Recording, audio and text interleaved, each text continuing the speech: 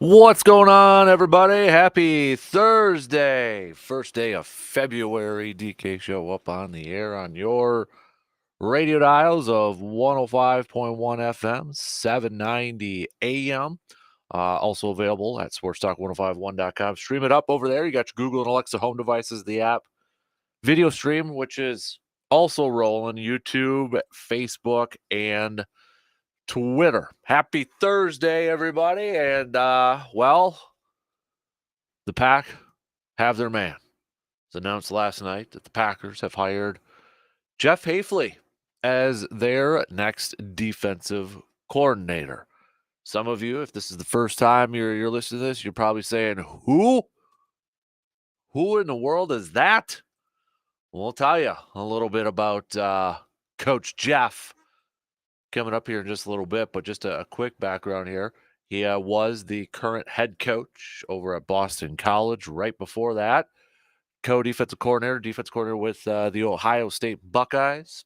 Then was defensive backs coach with the 49ers under Kyle Shanahan and when Robert Saleh was over there. Also defensive backs coach with the Browns for a few years too. So does have NFL background, NFL experience, and obviously was spending the last few years there with in the college ranks. But according to some reports out there, he like some coaches in the college world, kind of getting frustrated, annoyed with how the game is going, NIL, and just wanted to strictly focus on football. So making the jump and going to the NFL and becoming a defensive coordinator for the Pack. Now, there has been very different degrees of reports out there. One, ESPN said that Matt LaFleur and him have been friends for a while, which for some reason riled up a bunch of people.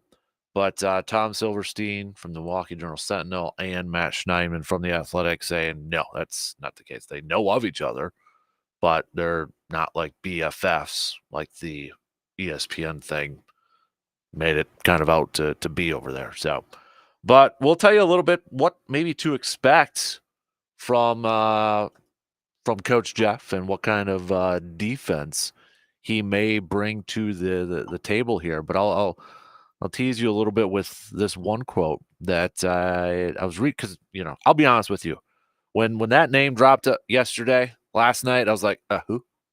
Big pardon? Excuse me. So had to do a little bit of background, do a little research on the thing. And there's some good stuff out there. It seems like a lot of the people who maybe cover college football or college ranks really like this hire for Green Bay. Even Dan Orlovsky said that this is a really good hire. Quote, much, much more aggressive the Packers defense will be, which I'm sure a lot of you will like to hear. But I saw this from an article a couple years ago. Yeah, only a couple years ago from Jeff said that I love press man. Got to be able to play press man. Have to be able to. I think it's a fundamental technique that's kind of lost in football right now, and it's hard, and you've got to work it. So, anybody who wanted to see the Packers corners play closer to the line of scrimmage, play some tight man coverage, it sounds like you are going to get that with this style of defense. There you have it. So, we'll chat a little bit more about this coming up here in just a little bit to open up things here.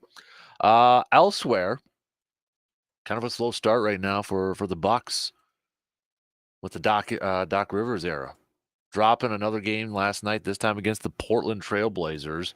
Bucks not able to tie it up there at the half. Brook Lopez missing that 3 at the half, but Doc Rivers era beginning with 0-2 starts right now. 0-2 start.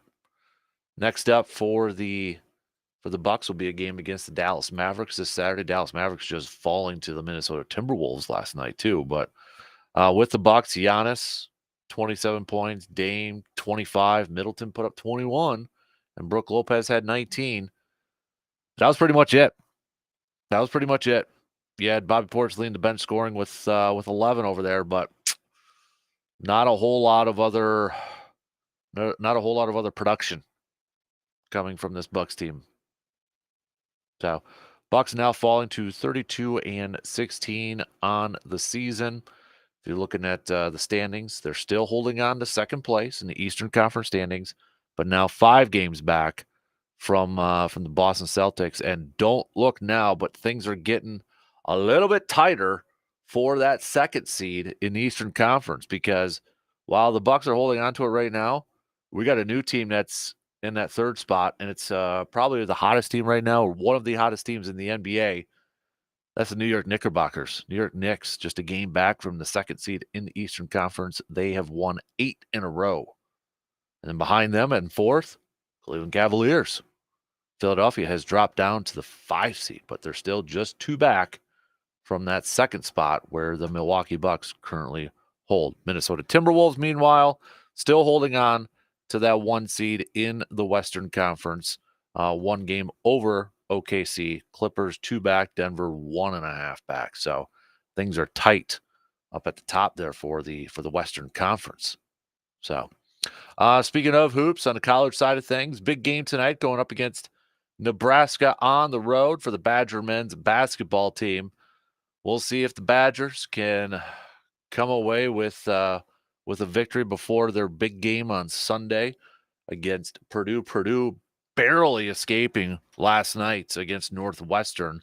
Northwestern was like this close to having a regular season sweep over Purdue. Had to go to overtime, but Purdue picking up the W, and then got another top 10 team falling. Kentucky, number 10, falling to Florida last night. So, and then New Mexico, another ranked team falling, number 19, falling last night. We'll take a look at this game. Again, kind of break it down. Why do a lot of people think this is going to be a tough test for the Badger men's basketball team in this game? It's because Nebraska, there's something in the corn. There's something in the water over there. But they just play so much better on their home court.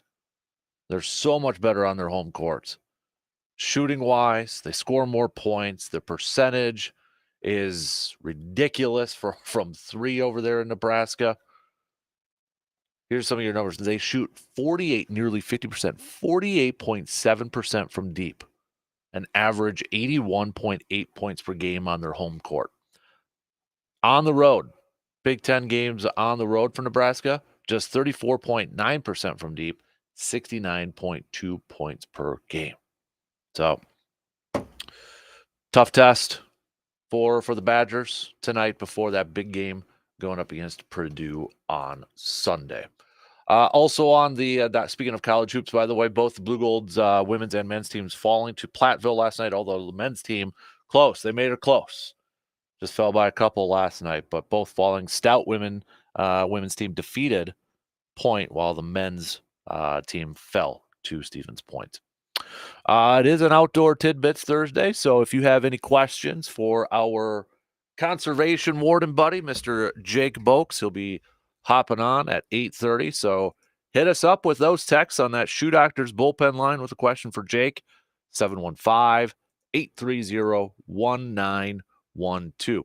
Also, it is a receive or defer Thursday, so you can play along with us as well. If you got any good receive or defers, let us know. Hit us up, okay? Same texting line over there. But let's get things rolling here this morning, shall we? Let's talk about the new Packers defensive coordinator. A big hire by Matt LaFleur. We knew it was going to be a big one.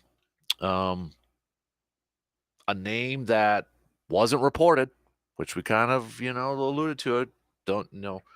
There's going to be some names that maybe aren't reported, aren't floated out there, but a name that I think surprised a lot of people because it wasn't on the top of the list for a lot of people because you probably didn't know about it. You probably didn't hear about it. You probably didn't know he was a candidate out there. But we'll tell you a little bit, give you a little bit of a background on the new Packers defensive coordinator, Jeff Hafley, and maybe kind of give you a little bit of a glimpse of what to expect from this defense. Also, Brian Gutekunst, Packers general manager, is going to be holding his end of the season presser today. We're going to play our game if you could. If you could ask the Packers general manager one question, a legit question today, you got a free pass to go over to 1265 Lombardi Avenue and ask Goody one question. Make it a good one. But what would that question be? What would that question be? Think about it for a little bit. We'll sprinkle them in throughout the morning here. So let's get at it. All right, we'll take that first break. Get the leadoff going here. Your thoughts on the Packers defensive coordinator hiring? If you don't know a whole lot about them, you're not alone.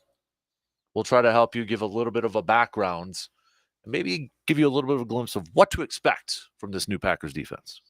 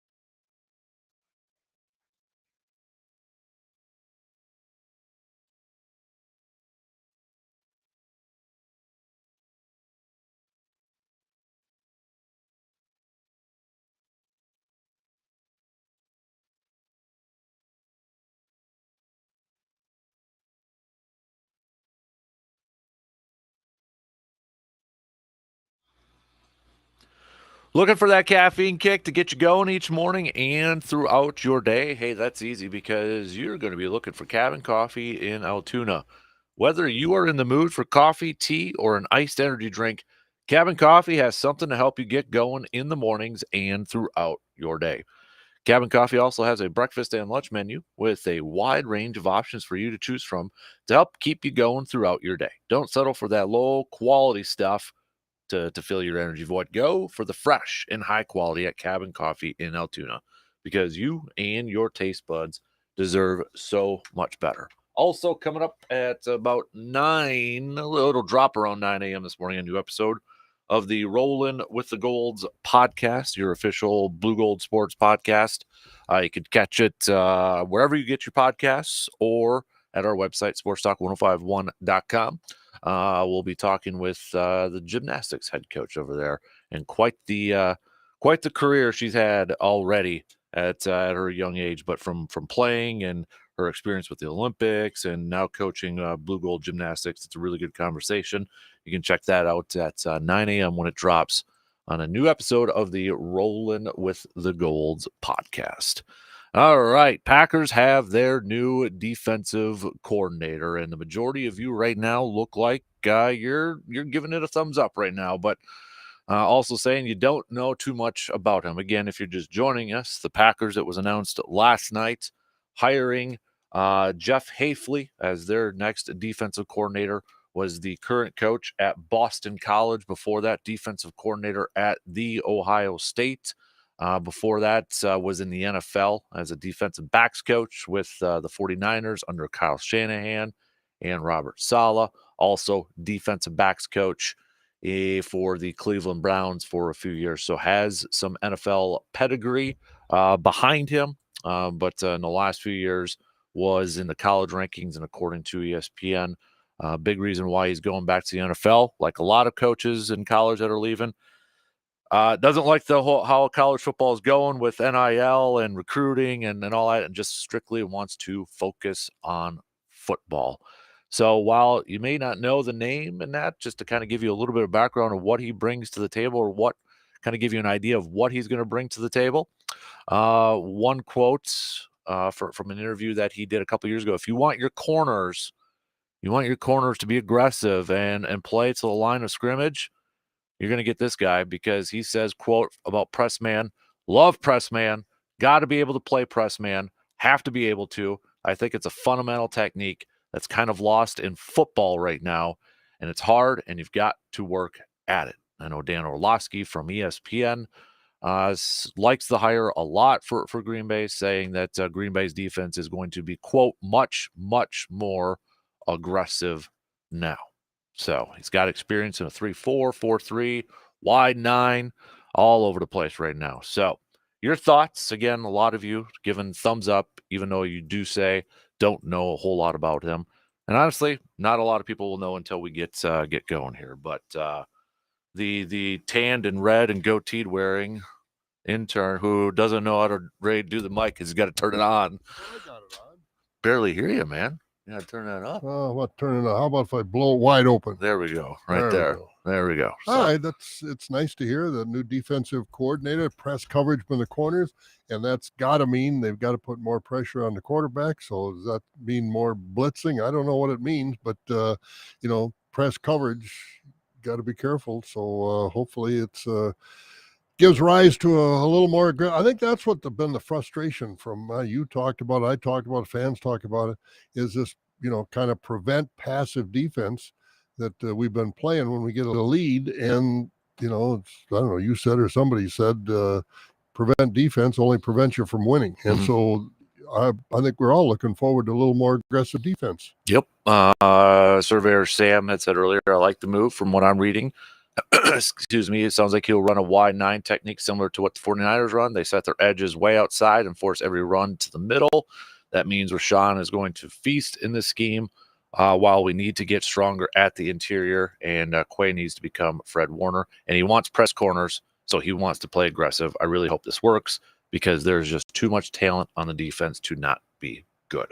Although the 49ers in that early part of that game, and I'm trying to think all the way back to the Packer game, which was a couple, 3 weeks ago, But you looked at that game against the Lions, and they got caught inside, didn't have their responsibility outside. Look at Boza, how many times early in that game he got caught inside.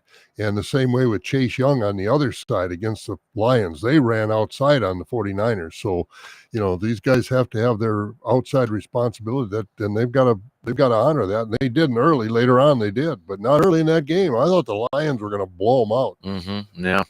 I was also reading a little bit from last night because, again, that was a name that probably is like, huh? Who? Like a lot of us. I was the same.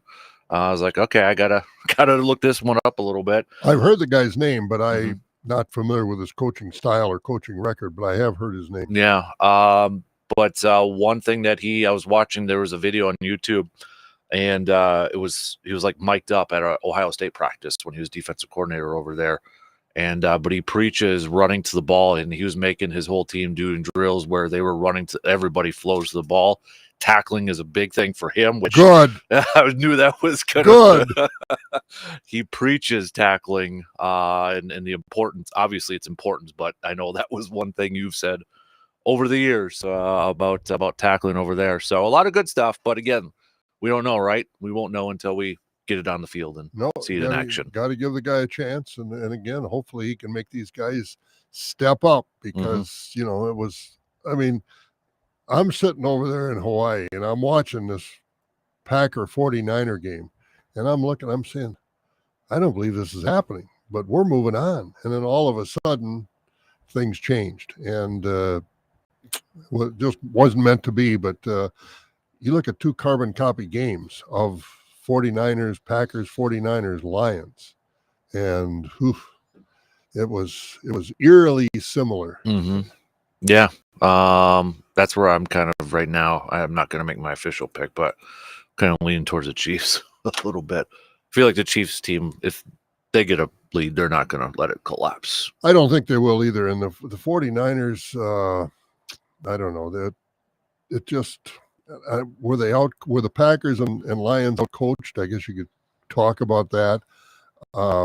We talk about baseball, all these numbers and the metrics and all this stuff. Are these coaches, did LaFleur and Campbell read too much into their numbers and this, that, and the other thing? Hindsight's always 20/20, but I'm sitting and the Packer game when that fourth that they didn't take the field goal early on, went 4th and 1. They telegraphed that play. I mean, they gave San Francisco so long to set up against that play, spread the field out. I mean, that's not the strength of the Packers is tush push by any means, and that's what they tried to do, and it didn't work.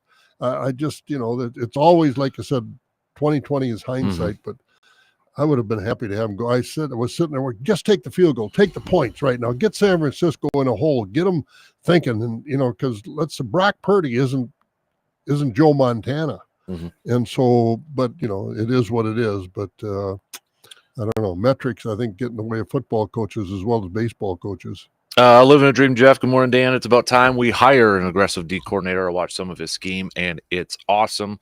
Great first name, too. Living the dream, Jeff. G-Man, the Pack made a pick that will help us win. Go, Pack, go. And the Bucks will be just fine. We're still playing better defense. Fear the Deer, and Bucky will win tonight. A couple more texts over here. We've got Greg also saying, I'm cautiously optimistic about the hire. I'm not going to pretend like I know a whole lot about the guy, but from everything that I've been hearing and reading, it sounds like a positive.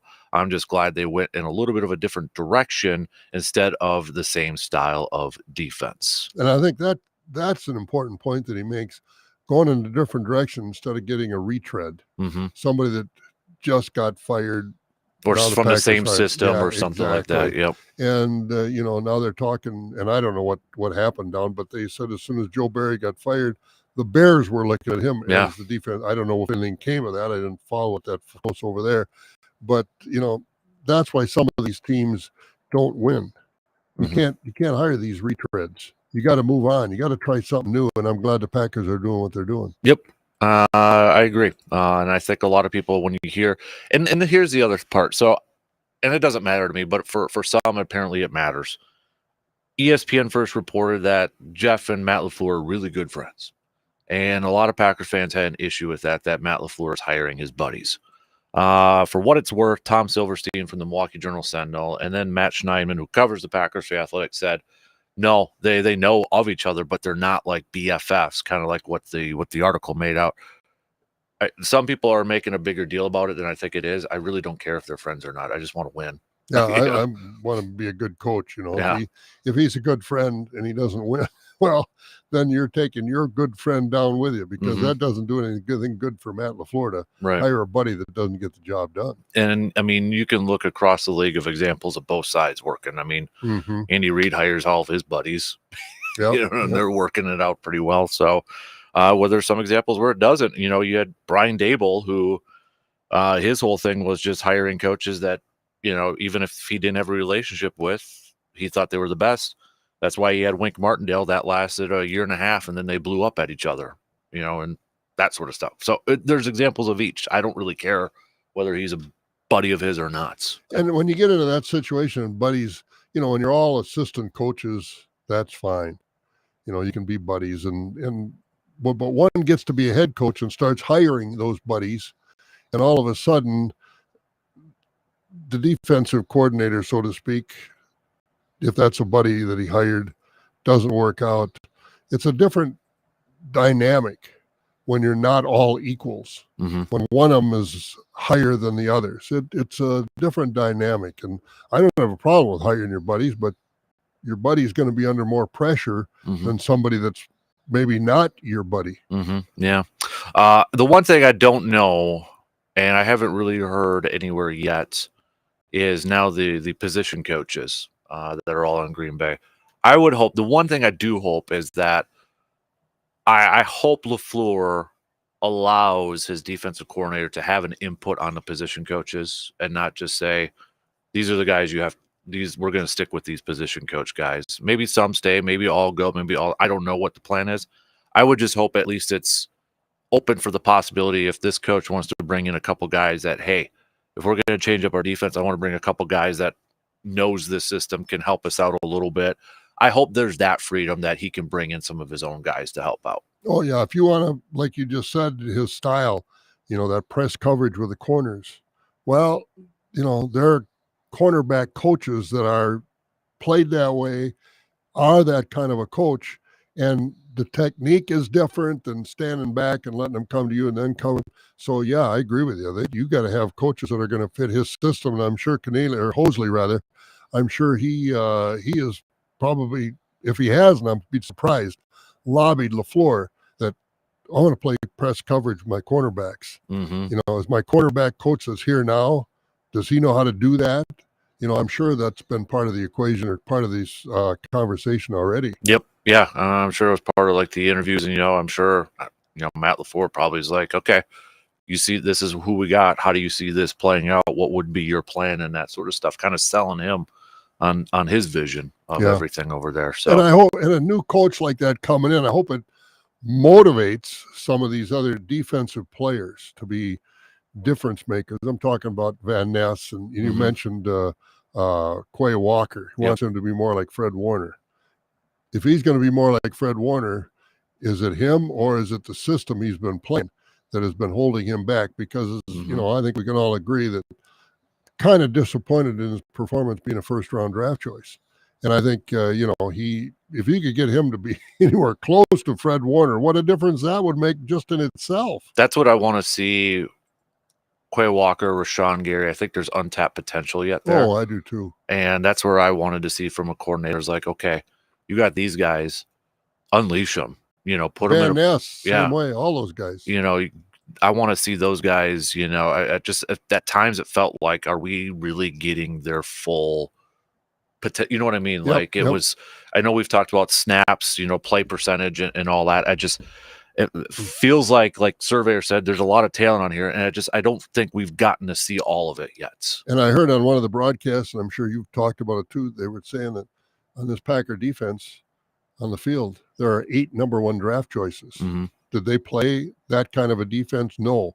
Was it the player performance, or was it the defensive coordinator style that's holding him back? So I'm hoping this guy can unleash some of that potential, Yep. and hopefully it's talent. Yep. Yeah. You would think, if you're going to have a more aggressive style of defense, you'd hopefully get those answers sooner rather than later at that point. Yeah, because I mean, that's a good question. Like, is it the talent or is it just they're being held back? Yeah, I don't know at this point in And time. honestly, I hope it's because they're being held back. I hope so too.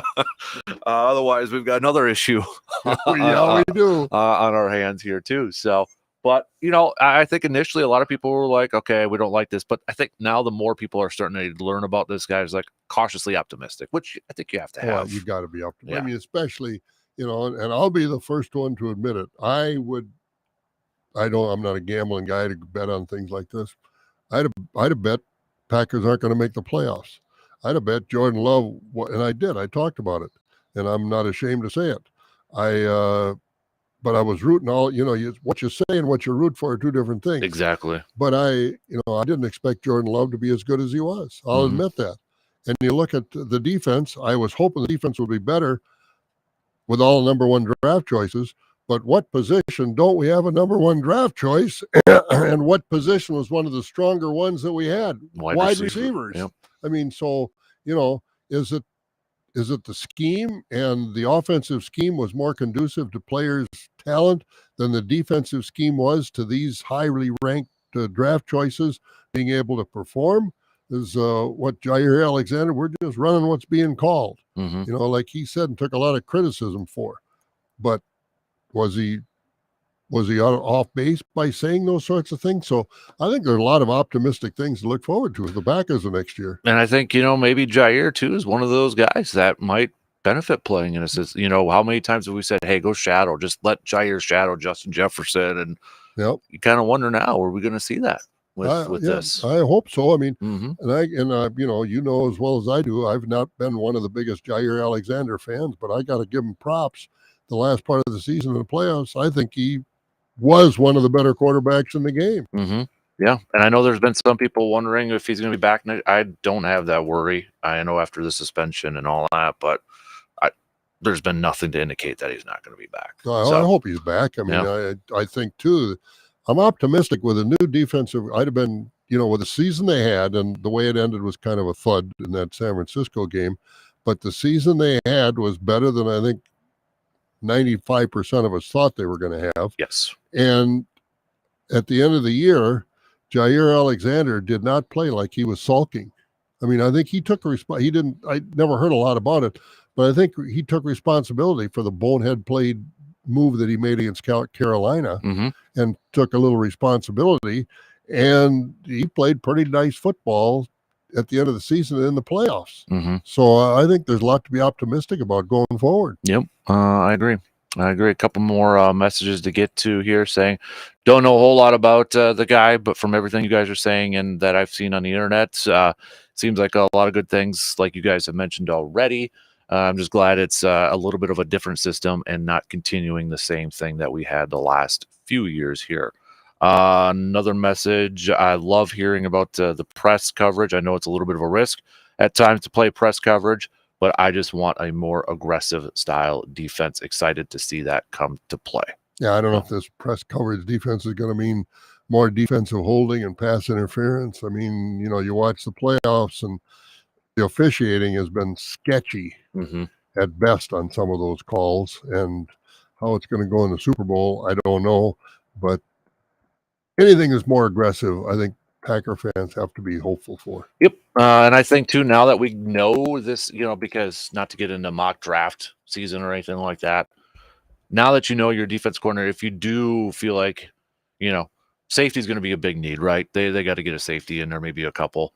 I don't know if they want to, or if they're going to target another corner in a draft, but now that you know your style of defense, that probably changes some things. Or do you bring back a guy like Darnell Savage, considering this type of defense? That's going to help answer the questions for Goody, who speaks today. So if you got a question that you would like to ask Goody, you can text those on over his season wrap-up presser. But that'll help kind of figure out maybe who to bring back or what to target to in the offseason. And I think Savage improved as the season went along. He made some awfully big plays, and if he'd have made one more, I think the season would have still been going on. But I think I don't know what it was. The last couple of games, they finally thought, and I was nervous for that Bears game. I really was, but turned out that they had that pretty well in hand. Wasn't a big blowout by any means, but I don't think anybody was really fearful that the Bears were going to win that game.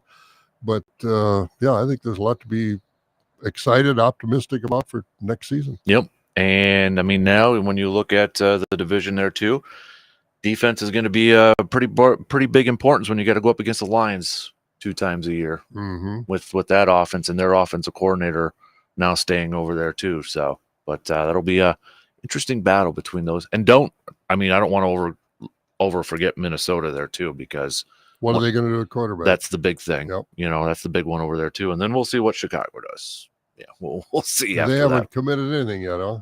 Not to Fields or anything like that yet. No. Quick question here with the Packers and the Jets situation. What is the draft choice from the Jets that the Packers will get this year? Their second round. Their second round. Yep. Okay. Because Aaron had to play that 65% 65% of the snaps. However, Green Bay does own multiple picks within the 100 because it's going to be an early second rounder. Good. Because the Jets were awful, so it'll be an early second rounder. And then they got Buffalo's third round pick too because of the Rasul Douglas trade. So yeah, and plus their own over there. I think that Rasul Douglas trade surprised a lot of people. But I think in the long run, it was positive for the Packers. Evidently, I don't know if he was a little problem in the clubhouse or what, but yeah, I didn't know if it was like the way it was trending because he was vocal, and stuff that we got to do and that sort of stuff, and maybe it was just one of those that benefited both sides. Yeah, it did. Yeah, he played a lot of football for Buffalo, and yep.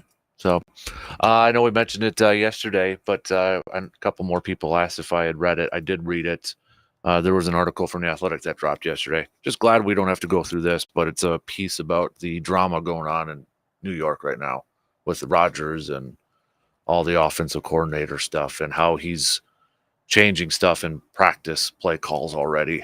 Rodgers was doing it this year, so I'm just glad we don't have to deal with that. Yeah, I appreciated his career, loved his career. Yep, well said. But the drama and the histrionics for this guy the last couple of years have been well, and I heard when I was over in Hawaii that Pat McAfee kicked him off his program or said he wasn't going to have him anymore, and then he was back on again. So I don't know if he got orders from headquarters that you aren't making that decision or how this came about. I don't know what the final story was and why Rodgers is still on there. Well, I mean, do you know why he was kicked off? Well, he was spouting about that. That's why. But then Belichick retired or got let go, mute, whatever you want to call it. Not retired, but he brought Rodgers back on to talk about Belichick. Oh, all right. So that's what that was over there. So, but yeah, there was one part of it too where even I guess Robert Saleh is like kind of like freaking out, like trying to figure out where the leaks are coming, and apparently said that he even thought about like taking all the coaches' cell phones away. Like they're that paranoid right now with everything going on. Well, I think just tracking Aaron Rodgers, and again, like you, I'm thankful he was a Packer, thankful for all he did for the Packers. And, from a performance on the field viewpoint, I didn't want to see him leave. But as it turned out, it was beneficial in more ways than one for the Packers. But I think, all the drama he takes with him, I wouldn't be surprised if he's doing the leaking himself through maybe some of his buddies or whatever the case may be. But I just, I don't know. I think the Jets are in for not much success with Aaron Rodgers. Yeah, I think I'm not sold on him even if he's healthy next year coming back. I just think there's a lot of issues going around there. Well, their first issue is what caused them to have the season they had. They don't have an offensive line, and I don't know what they're going to do to address that. Well, probably they can have David Bakhtiari and hope that he can last the season over there. But yeah, that was a shame that Bakhtiari was such a drain on the Packers' salary cap and provided no help. He's a great player when he played, but he wasn't any better than you and I last year. Yep. We offered as much to the team as he did. Availability, right? Exactly. All right, let's take a quick break. Keep your thoughts coming. We got more to get to here. Big game for Badger basketball. Your 6th-ranked Badger men's basketball team, man. Boy, I'll tell you, when I left, I never dreamed that they were going to be this good. That kid they AJ got, Store. Yeah. AJ Store, they got from what, St. John's? Yep. Yeah. Yep. I mean, I watched a couple of games over there because you can't get a whole bunch. You get all these other West Coast conferences and all these, but I like the kid because he runs the offense.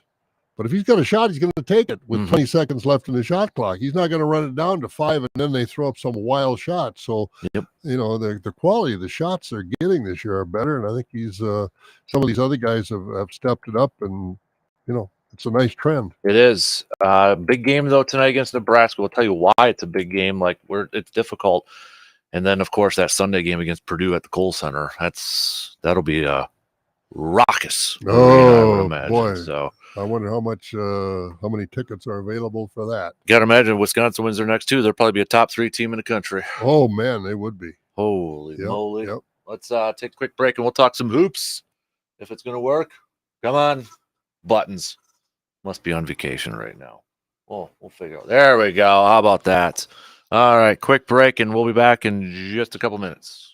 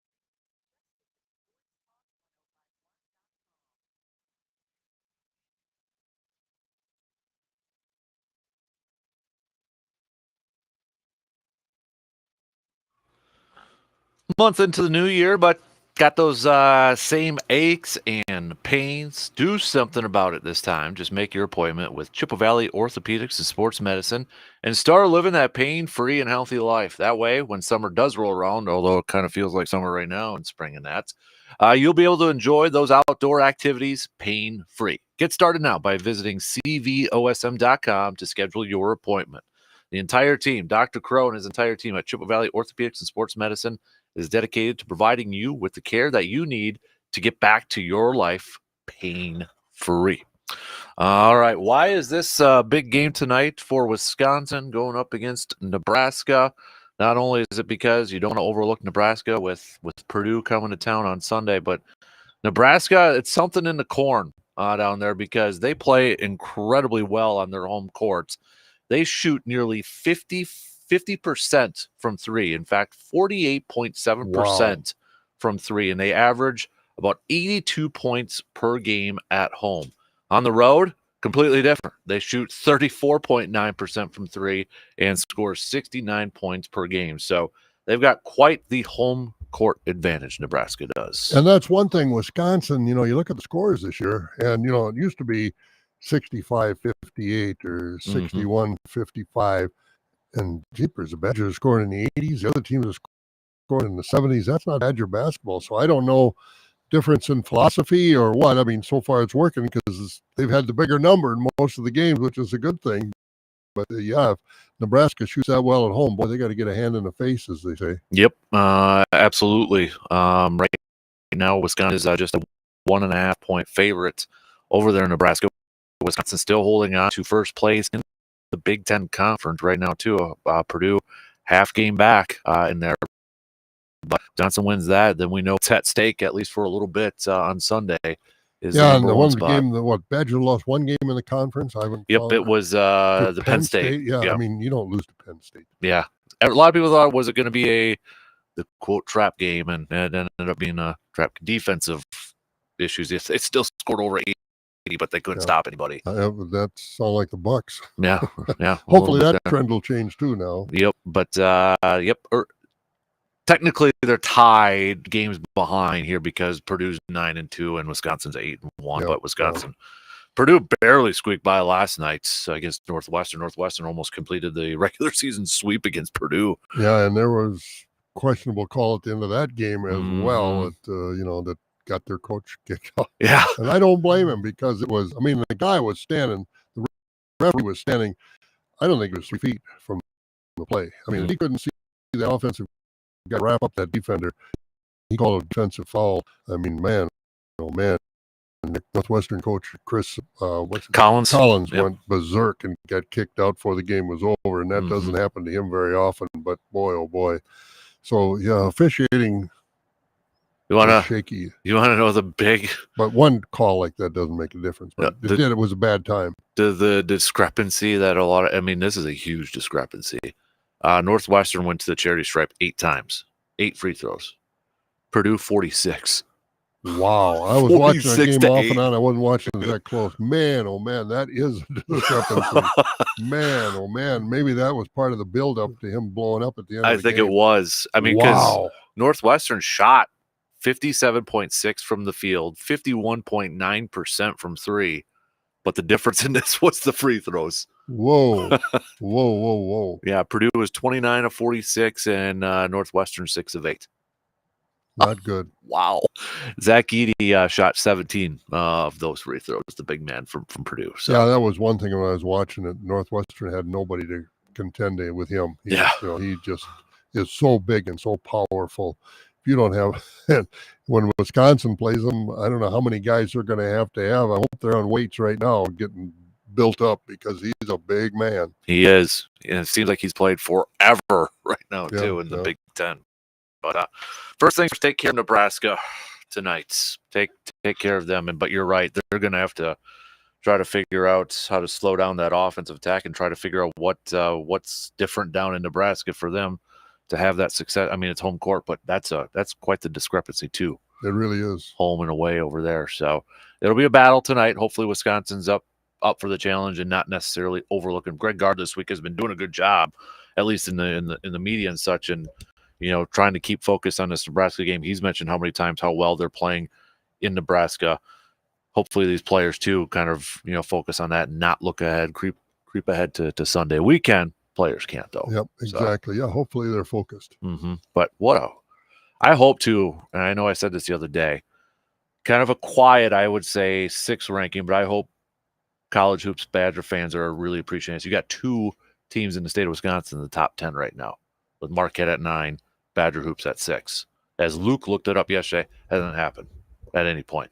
Oh, I didn't realize they're first time they're both in the top 10. Good deal. No, Yep. it's fine. I saw on I got home last night or yesterday, and I happened to turn on something, and they had Marquette basketball, and Dwayne Wade is really making a difference in that program. He's around that program all the time. He's donated money. They built a new facility for the basketball team, and state-of-the-art facility, and wonderful facility down there. So that's good. Yep. And then they got a alum back coaching in that building too for the Bucks with Doc Rivers. Yep. We'll talk about that coming up here in just a little bit. The Doc Rivers era off to a 0-2 start so far after the Bucks falling in Damian Lillard's homecoming to Portland last night, 119-116. Next up for them is going to be a third game on this 5-game road trip, taking on the Dallas Mavericks, although the Timberwolves just comfortably beat Dallas last night. They're still remaining in first place in the Western Conference. They're really having they're having a good year because, in the West, it's Dallas, it's Denver, it's LA. They're the ones that get all the press. But Minnesota is playing better than any of them. Now there's all the talk about is LeBron going to get Darvin Ham fired and all that. And you've got Minnesota and OKC battling it out for the top seed in the Western Conference right now. You could bring Red Auerbach back, and he's not going to win without a Laker roster. Yeah, it's going to be that way for a long time because they've given away all their draft choices. They've given away everything else, and that roster isn't good. Yep, it's getting interesting. I know we're about not quite 3/4 of the way into the season here yet, but even that Eastern Conference, Boston's in full control of first place, but that second seed, which is still held by Milwaukee, New York has skyrocketed up. They're just a game back. Then Cleveland's a game and a half back from Milwaukee, and then Philadelphia 2 games back. They're currently in 5th. But they might fall further with Joel Embiid out for a while. But, the Knicks, what a great story. Yeah. Bringing Madison Square Garden is relevant again. It is. They've won 8 in a row and 9-1 in their last 10 right now. So, all right, 1 in already. Keep your thoughts coming on the new Packers defensive coordinator. We'll get back to some more of your texts on that. We got some sports nuggets of the day coming up after these quick news updates.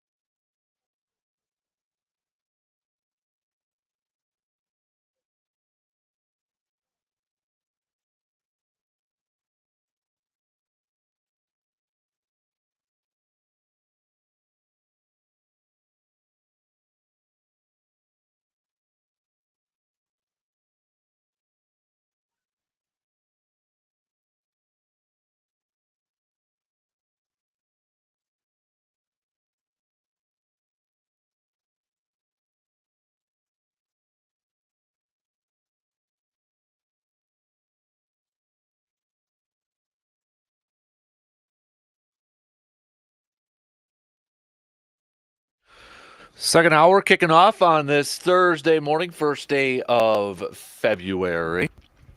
Don't know, is it still pretty foggy out there? Yeah, it is. Okay. And it's So going to be that way. Be careful. Make sure your lights are on. And be careful if you're going ice fishing. Yeah. I mean, I talked to a guy from central Wisconsin this morning, and he said over there by Wausau, and I'm sure around here, some of the backwaters and things, guys are out there. I said, well, at least they're not driving out there. He said, oh, no, there are pickups parked on the ice. So be careful. Yes. I mean, my goodness me. Ice fishing is a rite of passage in this country. I understand that, but, be careful. And this is really hurting the winter sports scene. I don't know what they made it the Iditarod. Is that dead or? Oh, I have no idea. Or the cross country. Cross country ski up at Hayward over there. Yeah, yep. Not the Iditarod. That one might still be going on in Alaska. Birkebeiner, you're thinking. Birkebeiner, thank you. But yeah, I heard up in Anchorage they got like 100 inches of snow already. So, but we need snow in this part of the country. Oh, it's wonderful. And it is wonderful to have this kind of weather. But, there's so many things. No snowmobile trails. The bars up north in our part of the country that rely, people leave here and drive to Hayward and have dinner and come back. I mean, they put a lot of miles on the snowmobiles, and it's not happening this year. It's, it's the same thing for the downhill ski run. You can't make snow and have 45 degrees and sunshine this time of the year. Well, even Jigs Up, their ice fishing is canceled. Yeah, it has to be. So. And, and you look at, for the crops, we need winter. We need ice cold weather to kill the bugs and the eggs and all that stuff. Is this going to make the alfalfa start to sprout? And then if we get cold, is it going to kill the alfalfa? This is not a winter in Wisconsin that, we love it from the human standpoint, but there are a lot of other things that are not make it so good. Yeah. We got a few more texts to get to here in just a sec, but first let's do some sports nuggets of the day. Jim Thorpe in 1913 signed a contract to play play baseball with the New York Giants. National League in 1962 released its first 162 game schedule. 1968, Vince Lombardi resigned as the head coach of the Green Bay Packers. You know what that 162 game schedule meant for the city of Chicago? First time that the Cubs and the White Sox were both playing in the city at the same time. Before that, they never played in the city at the same time. Good little nugget right there. I like that. 1995, John Stockton became the NBA's career assists leader, moving past Magic Johnson. Tom Brady, 2015, set a Super Bowl record with 37 completions. He also increased his Super Bowl touchdown passes to 13, setting a new record, which we know he added on quite a bit after that, too. So those are just some of your sports nuggets for today. We've got John. I'm excited for the new defensive coordinator hiring for the Green Bay Packers. I'm excited to see what he brings, and hopefully he can unlock some untapped potential in a lot of these first rounders. I would also ask Goody, what type of cheese curds does the team prefer? White, yellow, or mixed? Good question. Yep. C-Bomb, love that they are changing the scheme. Curious to learn more about Hafley. I like what I've read. Glad they cast a large net. Also, how unique is Wisconsin strong in athletics year in and year out? Talking about the university.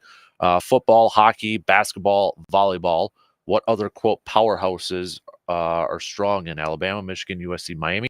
As unlucky as we can be at times, we are pretty lucky to have so much success. Yeah, no question about it. We've got some good programs going on down there, and hopefully there'll be more ahead. What kind of, if you get any emails, anybody said, should hire Jimmy Leonard? I've not seen that yet, but I did see it on Twitter. Some people were wondering, did he even interview Jimmy Leonard? Which, I mean, I thought that ship kind of sailed. Did you watch the Buffalo game when Buffalo got beat by Kansas City? At the end of that game, just real quickly, I thought I saw Jimmy Leonard on the field with a Buffalo Bills cap on. Of course, he played there. And I don't know, other folks said, yeah, I saw him too. But others said, no, I didn't see him. So I don't know if indeed, it looked to me like it was Jimmy Leonard with a Buffalo cap on. Doesn't mean he still can't be working for Bielema down at Illinois. But is he silently on the Buffalo staff in any way, shape, or form that we haven't got a lot of notoriety about, or was just because he used to play there, drafted by Buffalo, he went out to that game? I don't know, but I think Jimmy Leonard was on the field after that game. It's the first I've heard that. I just Googled something. Did anybody else see that, or am I dreaming that? Probably dreaming it. It wouldn't be the first time.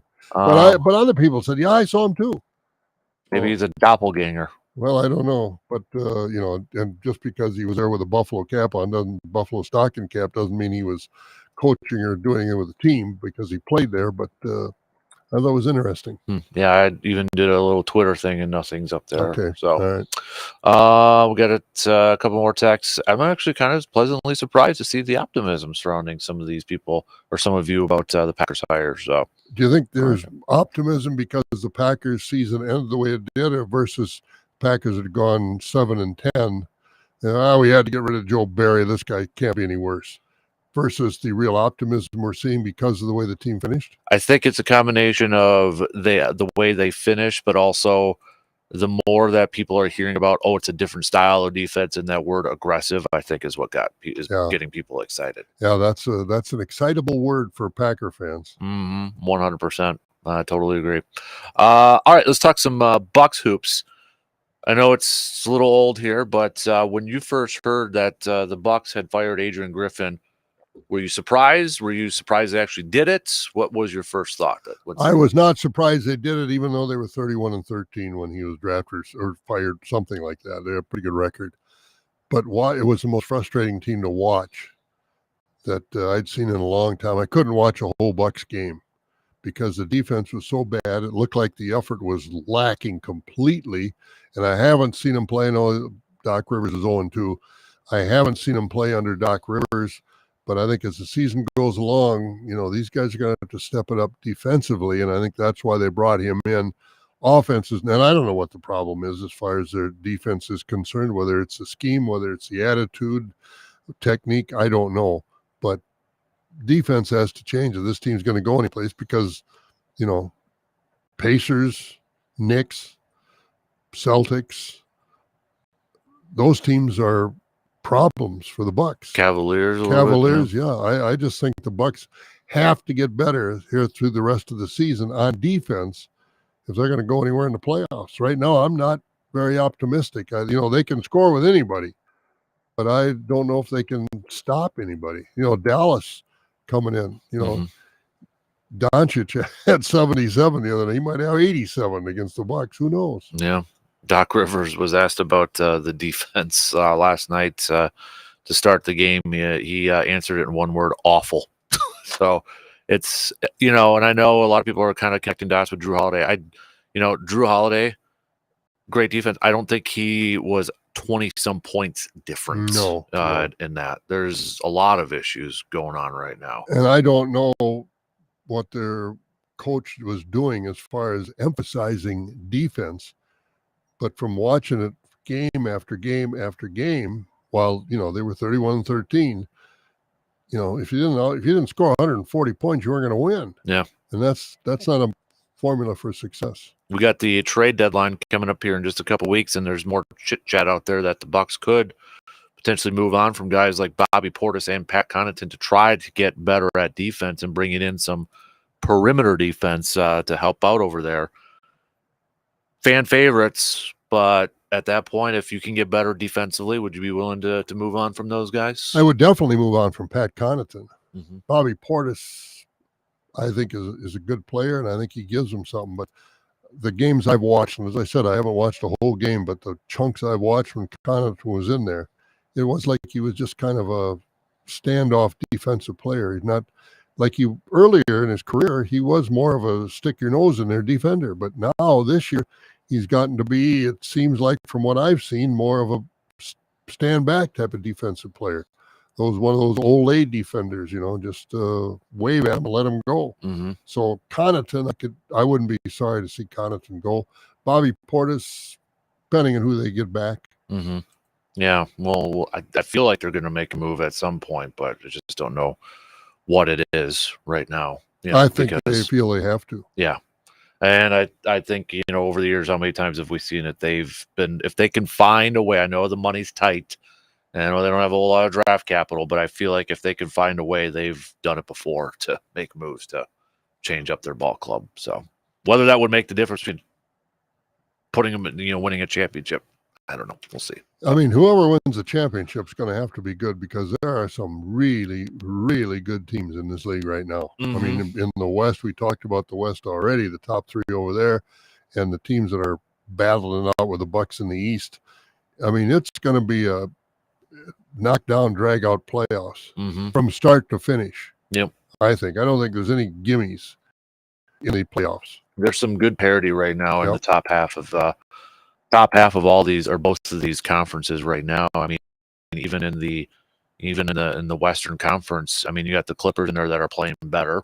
They're in third right now. Yeah, I watch them a lot because they're, over in the West Coast, and a lot of fans over there, the Clippers, the Lakers, 49ers, and the Laker basketball on. Yeah, I mean, top 4 teams in the West is first place to fourth, just separated by 2 games.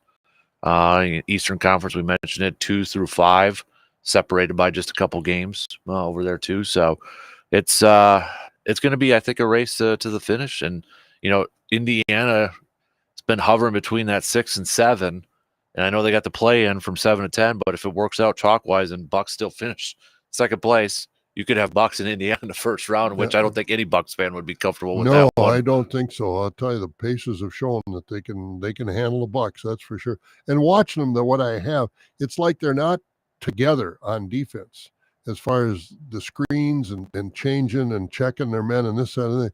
It just doesn't seem like their defensive scheme is very cohesive right now. And I think that's one of the things Doc Rivers has been brought in to do is, get them all on the same page. Yeah, there was some talk too. Could they switch it up where, Giannis was doing a lot of switching on those picks, maybe going back to not having so much switching with Giannis and that. But, it's not going to get fixed overall in just 2 games here. So I know it's hard at times to have a little patience, but might have to right now. So, yeah, I think so. And it's one of the higher you finish, obviously, the better you are. But, the Bucks are going to be in the playoffs. But you just hope they don't have Indiana in the first round. Right. Yep, exactly. All right. Tell you what, let's take a quick break. And since you're going to be leaving a little earlier, you want to do receiver defer earlier? You bet. Let's do it early. Yeah, we got to go to the Dells for that corn and soy pork conference. All right. So we'll do that. Don't forget, get your questions in for Jake. Outdoor Tidbits coming up at 8:30. I know we're probably going to talk a lot about ice fishing and the ice, none being safe over there and lack thereof. Yeah, exactly. So we'll take a quick break and we'll be back after these few words.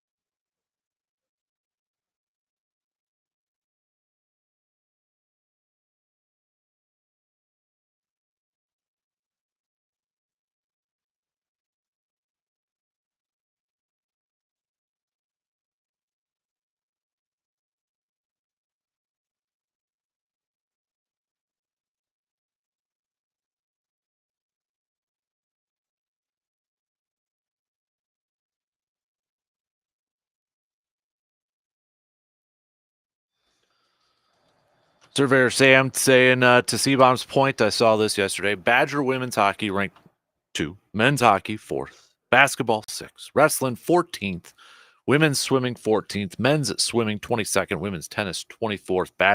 Badger sports is strong right now. So Yeah, good program. Mm-hmm. All right, we'll give you the honors since it's been a hot minute since you've done a little. Okay, receiver defer, and I'll go back to the end of the season football for most teams. Receiver defer, Dan Campbell's decisions versus the 49ers were worse than Matt LaFleur's. Now, they both had good things, but I think we all know that maybe the head scratchers, but Campbell's decisions were worse than LaFleur's. I might receive that. I think I do too. I think I do too.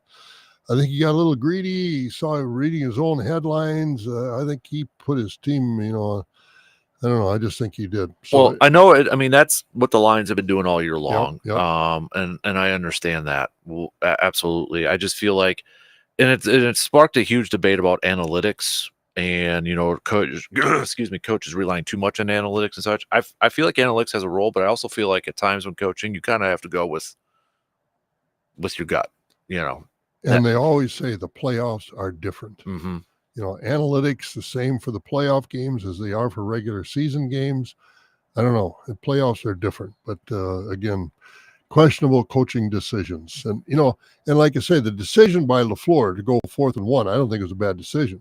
I think the horrible decision was the play they were calling. Yeah, I think the way they telegraphed it. They rushed that way too much. I wish they would have just, okay, because when they lined up and you could tell I'm like, you guys are a little bit further away than I think you realize at this point. Yep. So yeah, not the decision itself, but the way they tried to solve the problem. Mm-hmm. Also, here, this is something that just jumped into my head.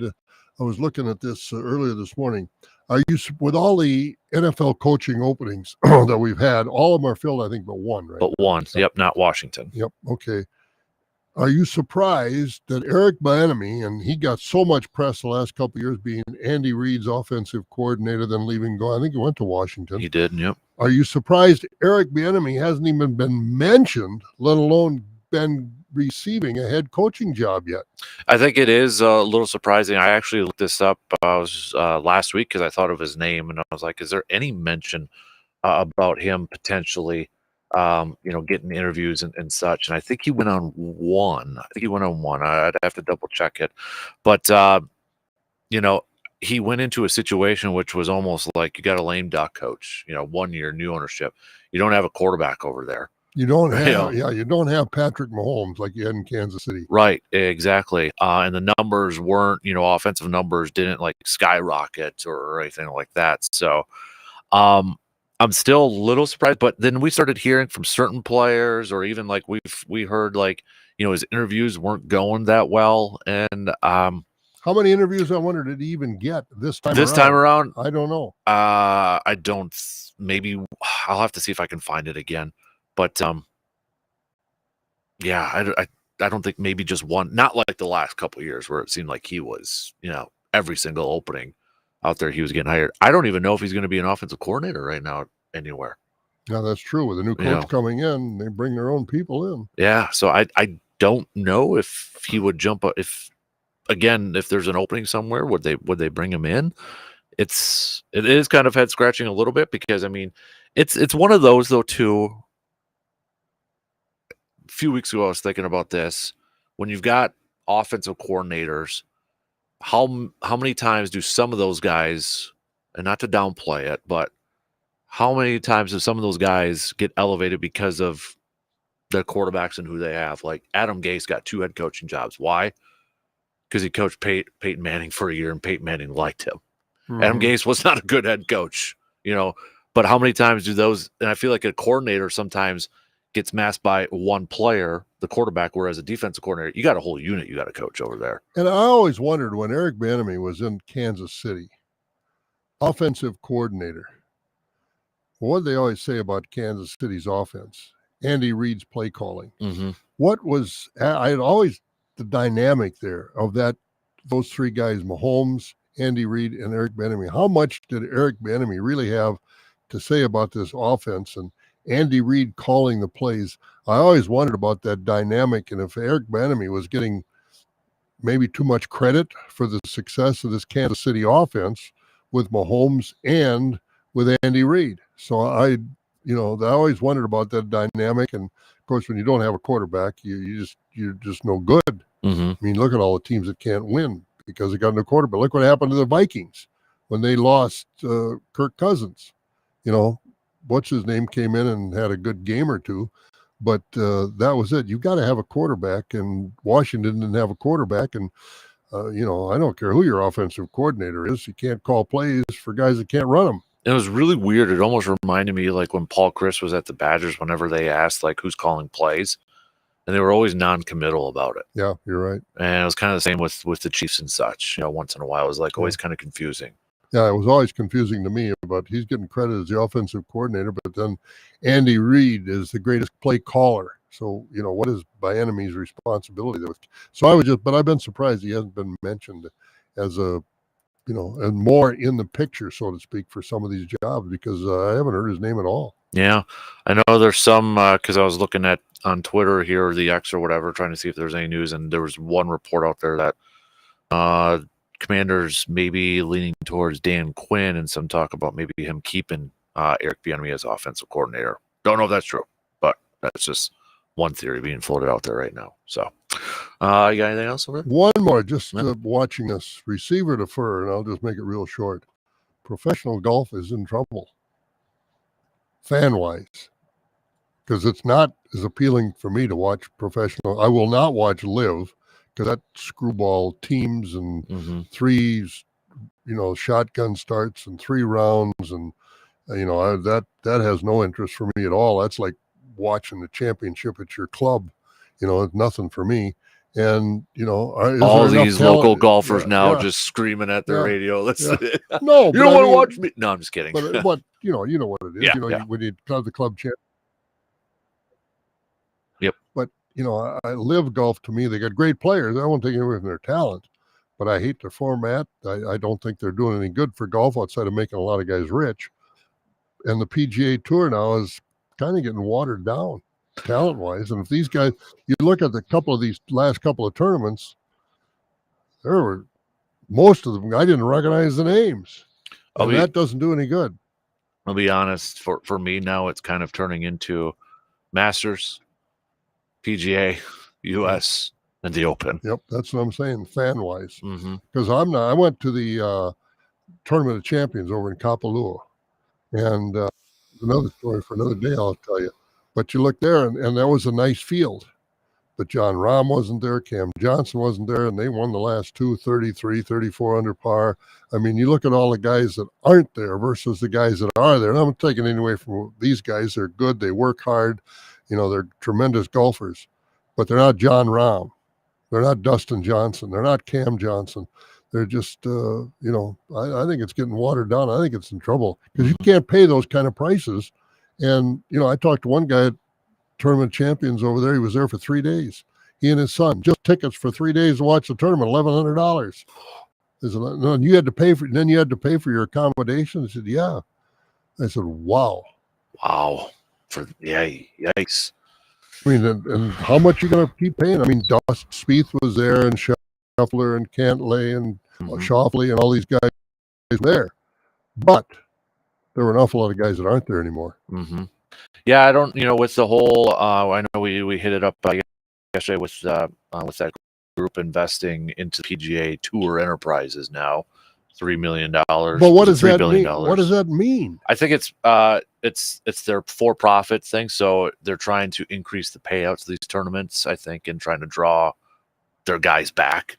But what does that mean for because I'm talking about fan? No, I'm just saying, like, I know what you're saying, but I'm saying, what does that mean as far as fan interest is concerned? Is this going to bring any more talent back? John Rahm, he got $600 million was a report to go to live. And, I don't blame the guy for taking $600 million. But is this going to draw him back? He can't because of the contract supposedly they signed that, they're obligated. They're pretty much indentured to live. And they go to a press conference and they got 4 guys standing there. I mean, it's just fan-wise, I don't think they're becoming more attractive. I don't think they're growing the game for the fan at all. Mm-hmm. No, I would agree with that. We kind of, we actually kind of hit that up a little bit yesterday when we were talking about this investment thing there. It's like they almost need another tiger to come through, but who's that tiger gonna? We have no idea. You need a guy to like completely transcend the sport. Like I always use this example, but Tiger made it cool for me to go play golf. Oh, a lot of people. I'm of that generation that okay, I want to go play golf because that guy's playing golf and holy crap, he's on commercials and he's making it look cool to go out there. And now we have equity. Yeah, we have equity. I mean, the next Tiger Woods, Rory McIlroy. When's the last time Rory McIlroy won a major? It's been a long time. Jordan Spieth came on, won 3 right away. Not anymore. Justin Thomas, Schauffele, even, as good as Rahm and Brooks Koepka and Dustin Johnson and these guys, Cam Smith, and went to live. None of them are dominant. Mm-hmm. They're very good. They're winners, but they're not dominant. And that's the thing too, is like that guy's got to go out there and win by like 12, 13 strokes. Yeah, nobody does that anymore. No, Tiger proof in the courses and all that. Exactly. And I just think fan-wise, the game is in trouble because Mm-hmm. I'm not paying those prices to go. And I love to go to those golf tournaments, but I'm not paying those prices to see the fields that they're putting out there now. Mm-hmm. I mean, even the majors, I don't know if they'll restrict the majors. I don't think they will. The Masters would be the only one. They play by their own rules, but they seem to, all the former champions come in. I don't know about these other guys that haven't qualified, but I think Sergio's days are done and some of these other guys, but still, it's still fun to watch Sergio play golf, but not anymore. Not on the Live Tour. I don't watch him play in shorts with 3 other guys on his team. I got one unless you got. Go ahead. One. No, Okay. that'll be enough. I'm switching over to women's college basketball. So Caitlin Clark, Iowa's Caitlin Clark, takes the number 2 spot on the all-time scoring list. She's now the all-time Big Ten leader, but she is just a little over 100 points away from breaking the all-time NCAA all-time scoring record, which I think pretty good shot she's going to do it. I would think so. Now I'm going to ask this: receiver defer, is she the most exciting female college basketball player of all time? Maybe not best, but most exciting. I think so because she shoots from the logo, and I mean I think there've been a lot of great women basketball players that made a difference in the game, but as far as drawing people to the auditorium, I think so. Yeah, I'd say yes. I say receive. I mean, I'm not the biggest, shooting from a logo fan and all that. I like my inside out and all that, but I'd be lying if it's not exciting when you see game-winning shots from the logo that she seems like she almost does every week or something like that. But the thing is about her, yeah, she's, a great shooter and has that range, but she's a complete player. Yeah, these are her numbers right now. She's first in the nation in scoring, 32. You know what else she's first in? Assists, 7.7 assists per game. Yeah, she's a complete player. She can rebound, handle 7 rebounds a game too. Yeah, she plays some defense besides all her shooting. I think it's great, and she's got to make it as a basketball player because she's not going to make it as an actress. TV commercial she did, but God love her for being able to make that kind of money and play in college. She's around Iowa City, a brand new Mercedes or something. Who knows? But you wish her well because unfortunately, after college, women's basketball drops off, so to speak, as far as attention from the fans. Get pro leagues, and but they're not making the kind of money that the men make by any means. And you're gonna have to go overseas and play in places like Russia, like Greg got herself in trouble with, and China, and some of these other places where you're away from home. So I give her all the credit in the world. No, I think she is the most exciting women's player ever. Could she be that tiger for women's basketball when she gets to the WNBA? That's a good question. I never thought about that, but I don't see why not. I don't see why not. If I'm the WNBA, I'm promoting and marketing the heck out of it. Oh, I would be too. I would be too. Because I don't know where she'd go to play, but she's person that can. She's gonna put some butts in some seats initially, right away. Absolutely. If she was coming around here, I'd go watch. Mm-hmm. 100%, I'd go watch that. Oh, absolutely. So, receive or defer. How about the Bucks will be in second place by the All-Star break. Where are they now? Second place in the Eastern Conference. Will they stay there by the All-Star break, or do you think they're going to go on a little bit of a skid here?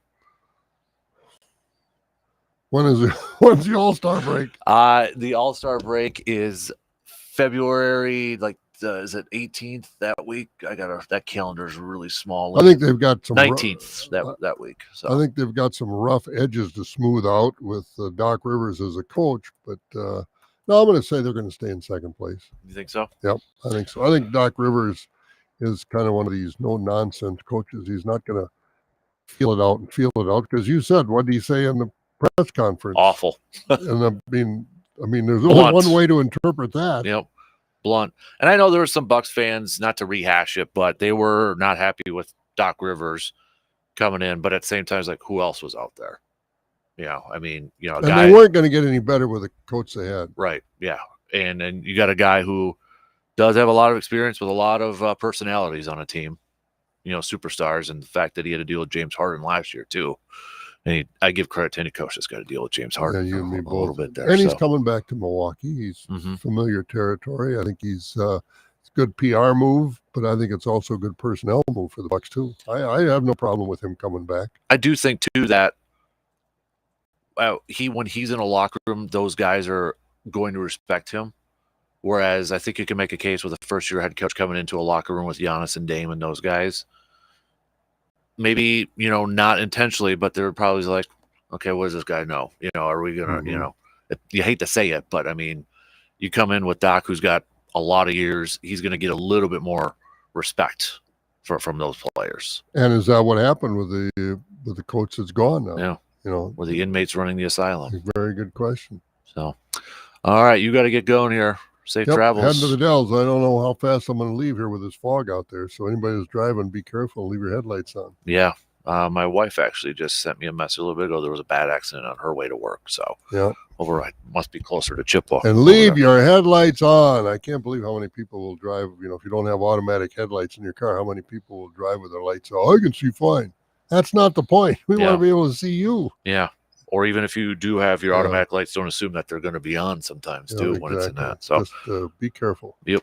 All right. We'll take our break here and then we'll finish up the second hour. Last call for some questions for Mr. Jake Bolks, who will be coming up at about 8:30 with us here this morning. Hit us up with a text, 715-830-1912. We'll be back in just a few minutes.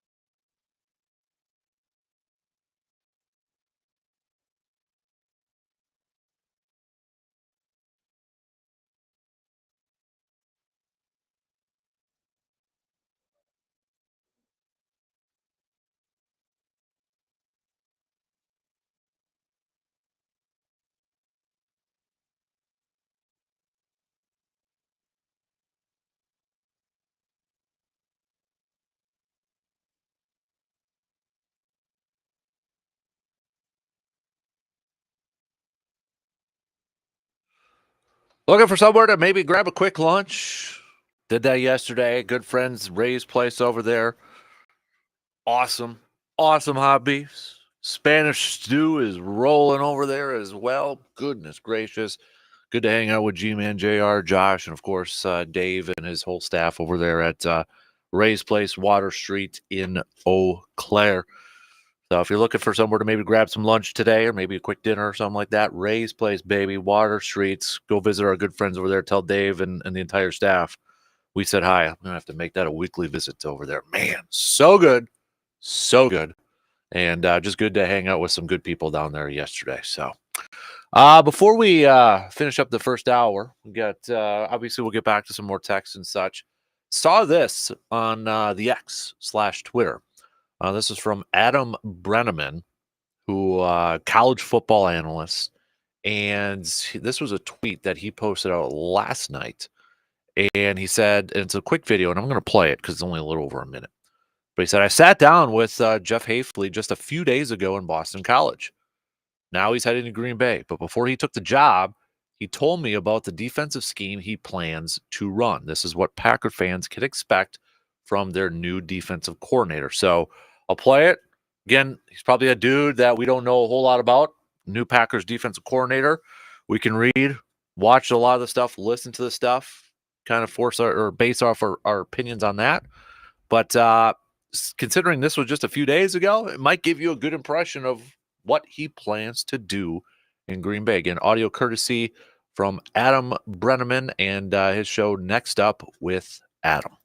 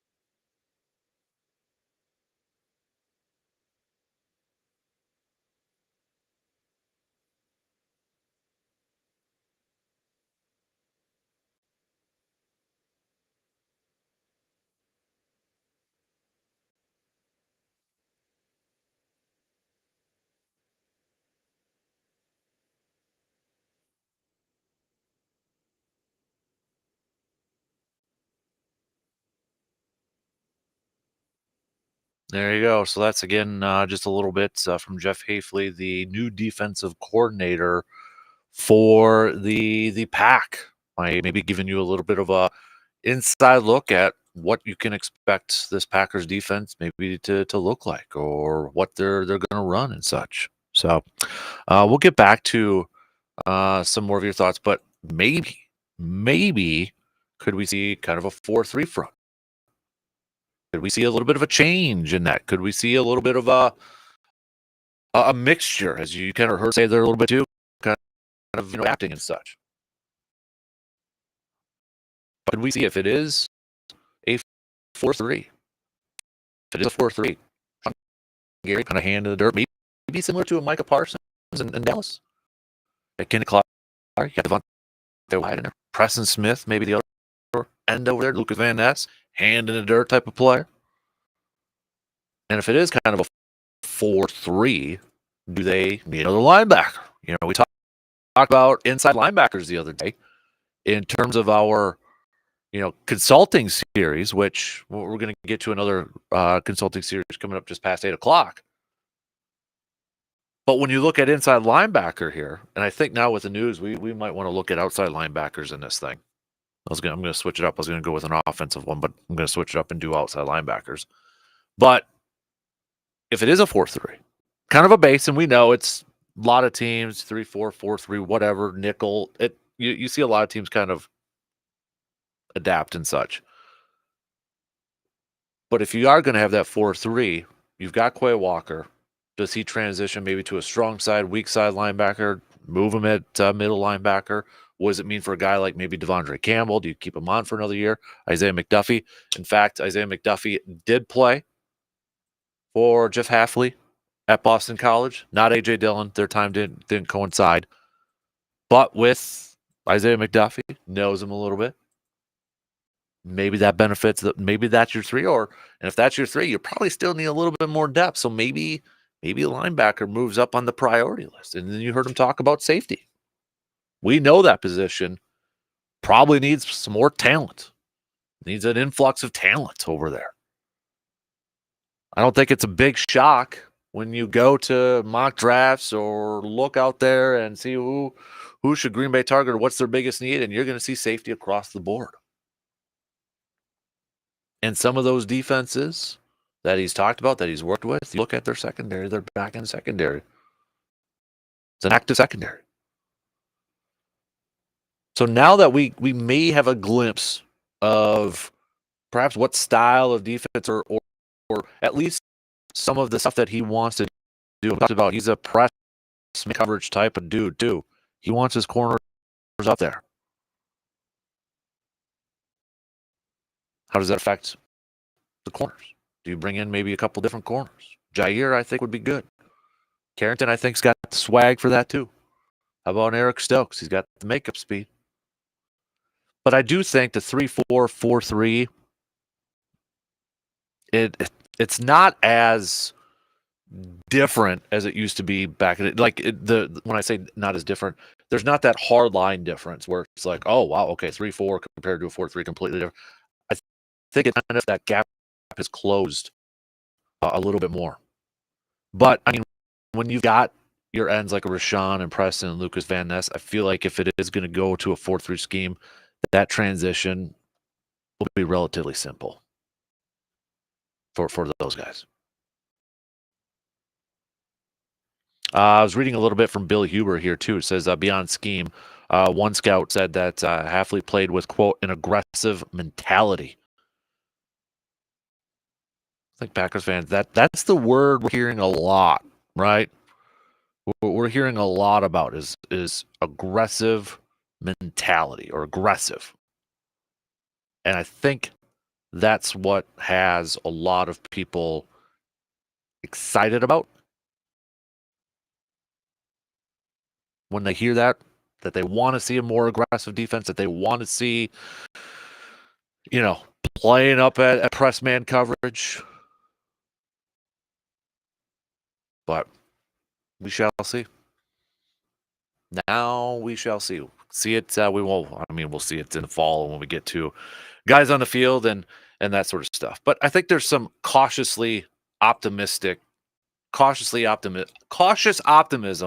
surrounding this. And I don't know. I know it's kind of been reported out there by some that, some guys, some of the position coaches are going to be hanging around and such. Nothing's been official yet. So it's kind of up in the air. But I do hope he's going to have the ability to bring in some of his guys to help with that. I think Matt LaFleur would be a fool not to allow that. So I think it was it ESPN, was it Pete Thamel that said that, some of those guys position coaches all could be around, some could be around. I think there's going to be some flexibility with that. So, all right, coming up next hour, again, we'll get to Jake Bulks, our conservation warden buddy. He'll be joining us at the bottom of the hour here. We'll hit that up. If you've got any questions, last call for Jake. And if you have any maybe ice fishing questions or anything like that, let us know via the texting line. Moving forward after today, we are going to put up Jake's segments as a separate part of the Man Cave podcast. So if you miss any of our conversations with Jake, over there, they'll be available on the Man Cave podcast in their own podcast form. So you can check that out later on today. But got a couple questions here for Jake. We've got room for a couple more if you want to send those puppies on over. We'll get back to a little bit more green and gold talk a little bit later on here. We got more hoops talk. Big game with the Badgers tonight, taking on Nebraska. Can the Badgers go into a place that, well, Big Ten teams haven't had any success at? Can they figure out what's going down in Nebraska? Why Nebraska is such a different team on their home court? Can they slow it down? Can they cool down that offense of Nebraska on their home court? Big win, take care of business tonight, and then we can really focus on that game on Sunday when Purdue comes to the Kohl Center. So we'll throw some more hoops chats in there too. Speaking of college hoops, just a reminder, Blue Goals, both teams, men's and women's teams, falling to Platteville. Stout girls basketball defeating Stevens Point last night. The men's team falling to Stevens Point. So, and speaking of Blue Golds, we got that new podcast episode, Rolling with the Golds, that'll be dropping in about an hour. It's a really good conversation with, you may not be even if you're not a big gymnastics fan, it's a really good conversation with Coach Jessie because, well, she's gotten quite the career. You're talking Nebraska College Athlete of the Year a couple years, connections with the Olympics, really cool stuff, really cool conversation. Check it out when it drops just past 9 o'clock this morning. Catch it on your favorite podcasting platforms or hit it up at sportstalk1051.com. All right, shot clock's going to cut me off here. So, again, back to some more of your texts and such. Packers defense coordinator, the position is finally full. Big decision on Matt LaFleur's hands. Maybe kind of a career-defining decision over there. But it seems like for the most part, a lot of you're okay with it. You're giving a positive thumbs up. You like what you are hearing. You like what you're hearing. All right, we got one more to go. News updates. We'll be back in just a few minutes to kick off the final hour.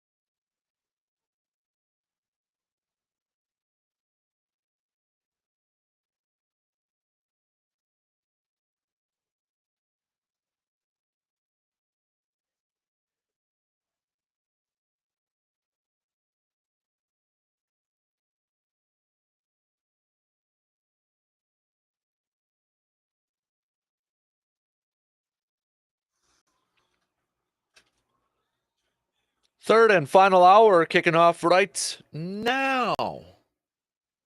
What do you got? What do you got going on here? Hopefully you're driving safe out there. A lot of that fog is still thick out there. Pea soup, man. So please be careful driving. I know a couple of you have sent in some messages, about accidents and such. So please be careful driving out over there on the roads. If you're listening to us, don't send us a text unless you're pulled over or maybe you're at work or already at your destination. So eyes on the road, please be careful out there. All right. Coming up at the bottom end of this hour, we will chat with Jake Boakes, our conservation warden. A lot of you asking about ice conditions right now. So we'll see what Jake has to say about that when we get to him at about 8:30 this morning. Also, we'll get to some picks and predicts. Obviously, we'll throw in that Badger game for tonight, but don't forget, we got a few games up for our picks and predicts on our website, sportstalk1051.com.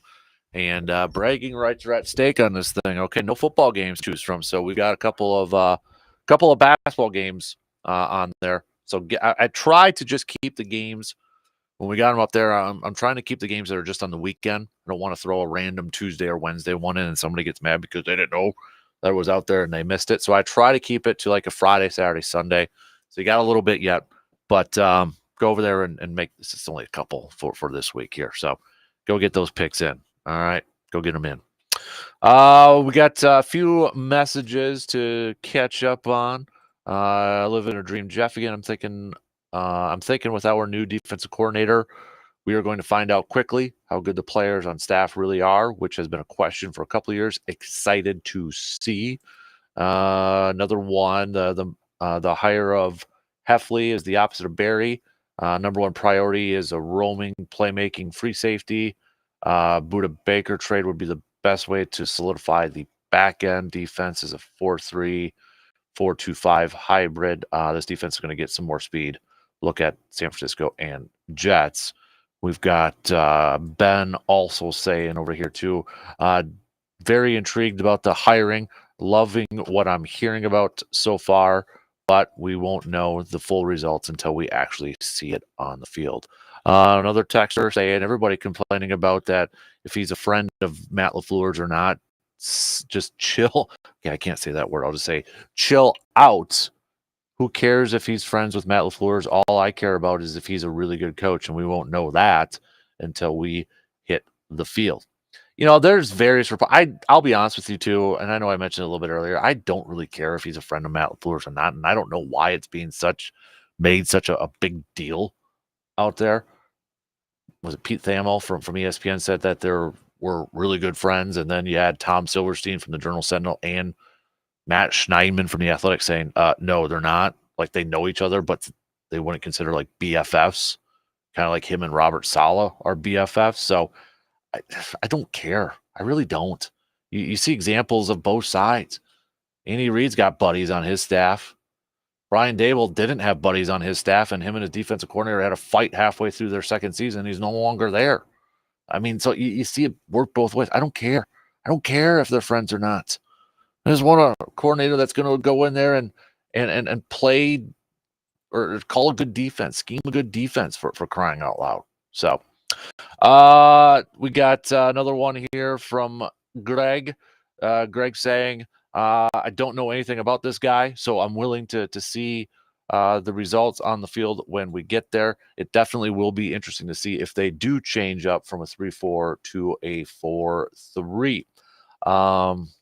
I don't know if I mentioned this one earlier, and if I missed it, I apologize. But Surveyor Sam, a little bit earlier, saying, I like the move. From what I'm reading, it sounds like he will run a Y9 technique similar to what 49ers run. So they set their edges way outside and force every run to the middle. To me, that means Rashawn is going to feast in this scheme while we need to get stronger at the interior, and Quay needs to become Fred Warner. And he wants press corners, so he wants to play aggressive. I really hope this works because there's just too much talent on the defense to not be great. Another Dan saying, we've been talking about all the talent we have on defense. I think we are about to find out now. I'm very excited about this defensive coordinator. It's put up or shut up for our defense. So I'm actually kind of pleasantly surprised about some of the optimism. I was kind of worried that maybe we would get a lot of people griping because it was a surprise name. It wasn't a name that was being floated out there. We didn't even know he was coming in to interview. And then it just kind of dropped yesterday. It's like, oh, college coach coming over. I thought maybe some people would uh not like the move because it wasn't a big name, but seems like for the most part, good chunk of fans like the move.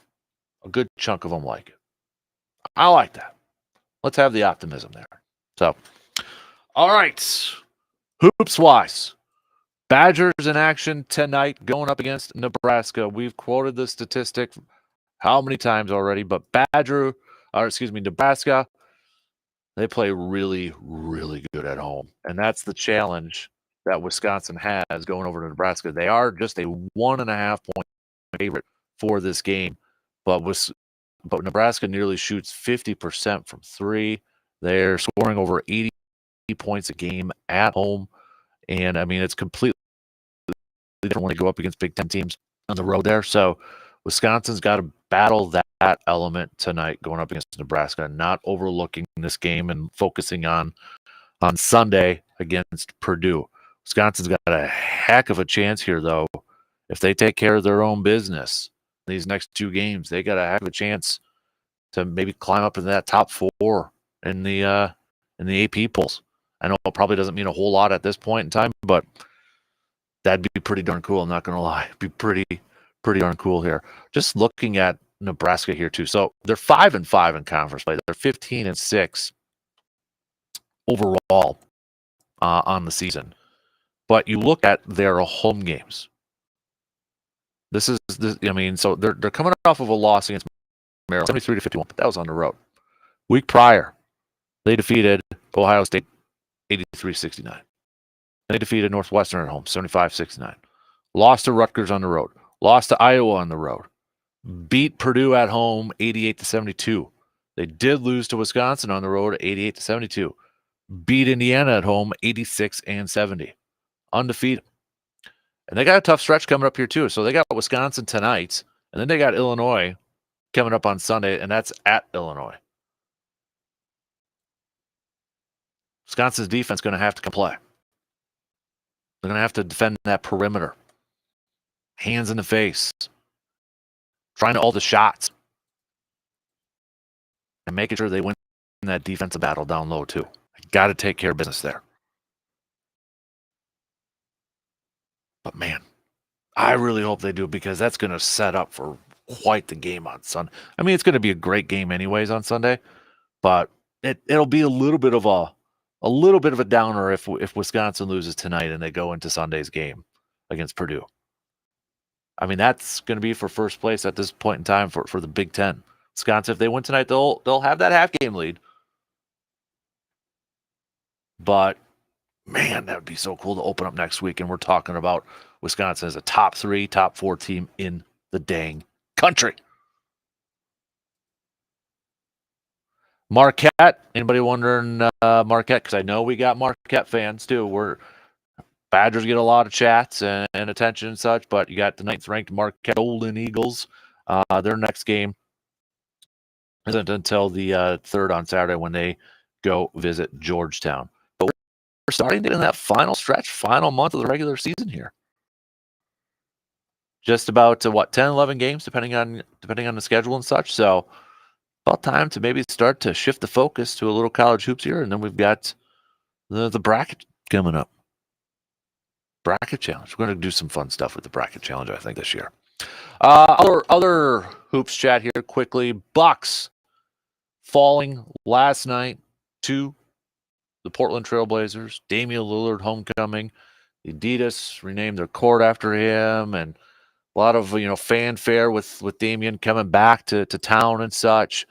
But Bucks not able to get the W, give Doc Rivers his first win as a Bucks head coach.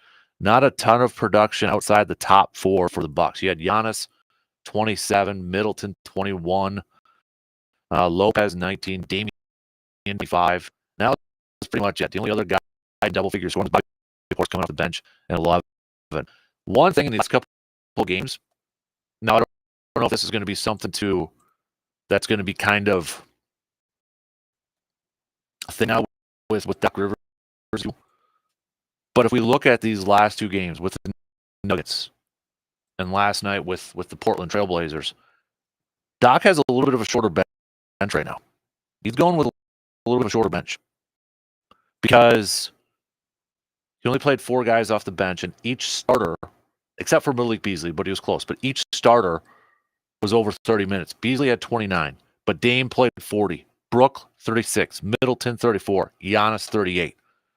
Portis had 22 minutes off the bench. Jay Crowder, 19. Cam Payne, 8. Pat, 14. Nothing for Marjan. Nothing for Andre Jackson Jr. And it was the same against the Nuggets. All of his starters over 30 minutes of playing time. Portis, 25. Crowder, 19. Cam, 13. Pat, 16. So are we going to see maybe a little bit of a shorter bench? Starters getting more minutes with Doc Rivers at the helm. Something to maybe kind of keep an eye on as we progress a little bit more in the Doc Rivers era. But I guess at least at one point, hey, I mean, the Bucks aren't giving up 140 some points per game in these last two. If you want to, I guess, be a little positive about the whole thing here, but defense was definitely not great in the first there. Giving up 37 points to Portland in the first quarter. 37. Bucks were up 38-37 after that, but I mean 67 total points in the first half by Portland. Clamped it down there in the second half a little bit, but you jump out of that first quarter and you give up 37 points right away, unless you're going to have a offensive output in any of those other quarters. Oof. As Doc said after the game too, it was awful. It was awful. Next game for the Bucks coming up on Saturday against the Dallas Mavericks, who just fell to the Minnesota Timberwolves last night. Timberwolves holding on to their 1 seed in the Western Conference. They're riding a 2-game winning streak. OKC back to number 2, 1 game back. You got the Clippers in 3 and Denver sitting there at the 4 spot. Dallas is currently in that 8th spot. So, I mean, they're trying to get back in that top 6 there. But, you know, defensively, when you talk about a matchup against Dallas, it's going to start with Luka. Right? It's going to start with him. How do you try to contain him? You know, they've got some weapons. I know they've been kind of up and down on the offensive side of things, but, you know, for a team defensively, when you're looking at Dallas, it starts with Luka, and how can you slow him down? How can you try to limit him? He's so active all across the floor. Second in the league in scoring. Guy's 20th. Plays point guard, and he's 20th in the league in rebounds, 8.6. Third in the league in assists. Guy is all over the place. But we'll preview that game coming up. Probably more so tomorrow when Brandon's in and such, and we get a little closer to that too. So, we've got a couple more. Somebody, can you replay that clip that you played in the last hour about the defensive corner? Oh, okay. Apparently you missed half of it. Okay, it's a short clip, I guess. So yeah, I'll replay that quick. So this was from Adam Brenneman, college football, also host of Next Up with Adam, but he's a college football analyst, CBS Sports, Big Ten Network, et cetera, et cetera. And he had posted on Twitter/the X late last night that he sat down with Jeff Hafley a few days ago, and he told him about his defensive scheme that he plans to run. This is when he was still with Boston College, but literally just a few days ago. So maybe a little bit of a glimpse into what he kind of plans to do with Wisconsin. So yeah, I'll replay that. Texter saying he missed half of it. Like to hear it again. So I'll play. It's only about a little over a minute before we get to Jake here. So audio courtesy, Adam Brenneman.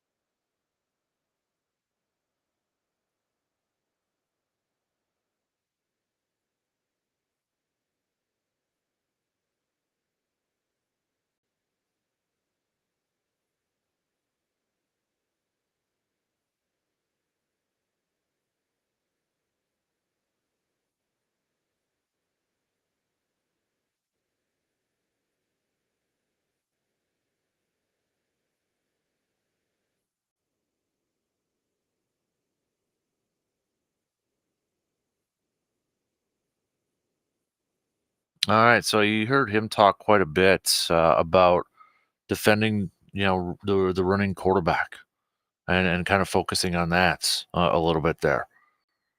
And I mean, we kind of just saw, Brock Purdy utilizing his legs in the championship game. Obviously, Lamar Jackson's over there. Patrick Mahomes utilizing his legs in the running game whenever they have to get out of the pocket, whether it's stepping up or outside. So it's kind of interesting to hear him talk a little bit about, focusing on stopping the quarterback run. Interesting. Interesting stuff. I retweeted it, so if anybody missed it again or just caught clips of it, it's on my Twitter over there at DAN KASPER. So a couple more texts to get to here. This one is from Greg. Greg is saying that it sounds like a lot of positive stuff surrounding our defense. Don't know really what to expect. Don't know a whole lot about him. Didn't follow him at Boston College, but I'm hearing a lot of positive stuff. So it sounds like a good hire. Mike, it's all about how our defense plays. I hope our defense gets an identity. I don't want to be the defense that never blitzes. I hope that we can be dangerous and mysterious where they don't know what we're going to do. That's all I want is a strong defense. I don't care who the coordinator is. And then Patrick is saying that I'm not going to pretend like I know everything about football or what this guy is all about, but it sounds like a lot of positive stuff. All right. With that note, let's take a quick break and switch gears here a little bit. I know we got a few more texts to get to here. I'm trying to get through everybody's, but we'll see if we can get to some more coming up a little bit later on. We got Outdoor Tidbits with our good buddy, Mr. Jake Bolks, coming up after these quick words.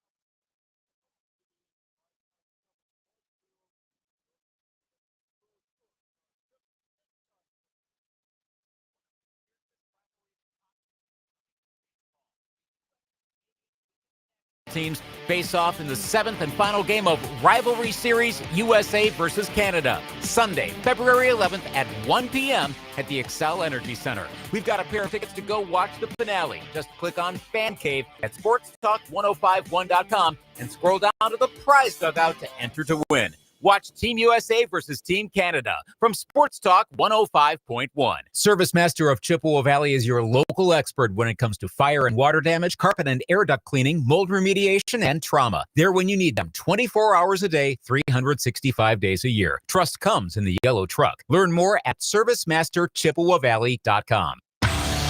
He's smart, informed, entertaining, and he knows his sports. In other words, he's the kind of guy I'd like to settle down with in a small, cozy cabin in the woods. That is, if he was a woman with a case of cold ones. The Dan Kasper Show, weekday mornings from 6 to 9.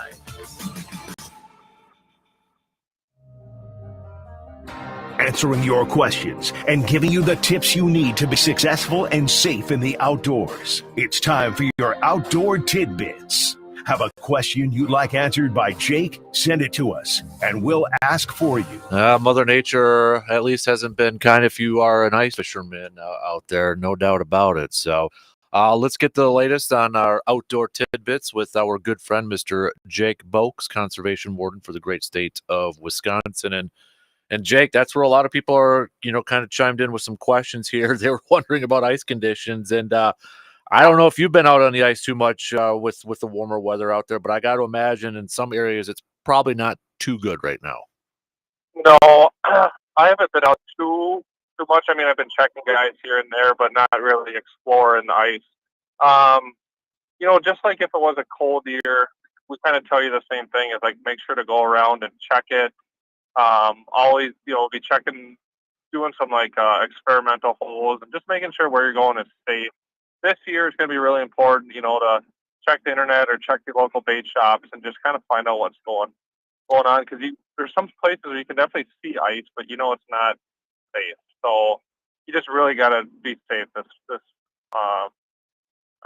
late winter, early spring, like it feels like, even though it's January or February 1st. Right. And I've been seeing some lake associations even saying, posting on Facebook and such, might want to go pull off your shacks if you got some permanent ones out there. Are you kind of starting to see that around some other local lakes and such? Yeah, there's obviously some shacks out there. You don't see those big monster ones you typically would this time of year. So if those ones are out there, I'd for sure be pulling those because, the ice is one thing and most shack owners know this, but the ice is one thing, but the landings is another. So, sometimes there's good ice on these lakes or decent ice, but you can't access them unless you're going off like a private landing or private property or something because the travel use at some of these boat launches on like a tuna and stuff, it's so heavy that it melts before the rest of the lake. So you just got to be really aware of that too. Jake, I don't know if maybe not so much around here, but is it because I saw the DNR posted this on their Facebook page the other day, or I think it was just yesterday. I mean, because you got the sturgeon spearing, season, coming up there too with those ice conditions. I mean, that's got to affect that, I would imagine. Yeah, I know they're really watching that. I was talking to some wardens over there the other day, and kind of like the Berkey too, is they're just kind of waiting to see. I think there's going to be a lot of game time decisions with ice conditions for sturgeon spearing, snow conditions for the Berkey, and just kind of wait and make the best of whatever nature gives you at that specific moment.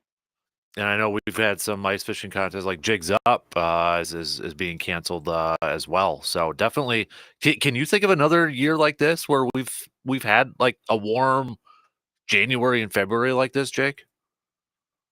I can't personally. I know, when I used to work out in Appleton, the ice was pretty sketchy. That would have been like 2018.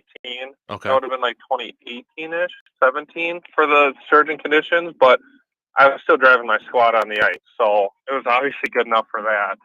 Right. I can't, in my career, I can't remember something like this. Yeah, it's kind of... I don't know, 50 degrees on January 31st.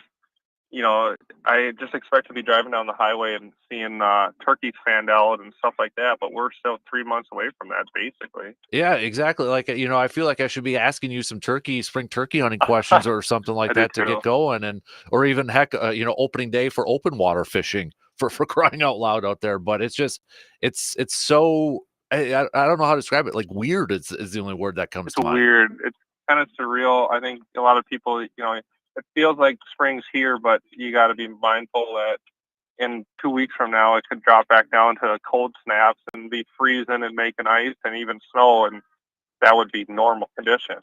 So who knows what the next month or two is going to hold for us? So what's that like for, maybe in your position, if there is open water, let's say, a lot of these lakes are melted off Yeah, and I mean, maybe some more shore fishing. I mean, do you have to kind of yeah, change what you do for your job?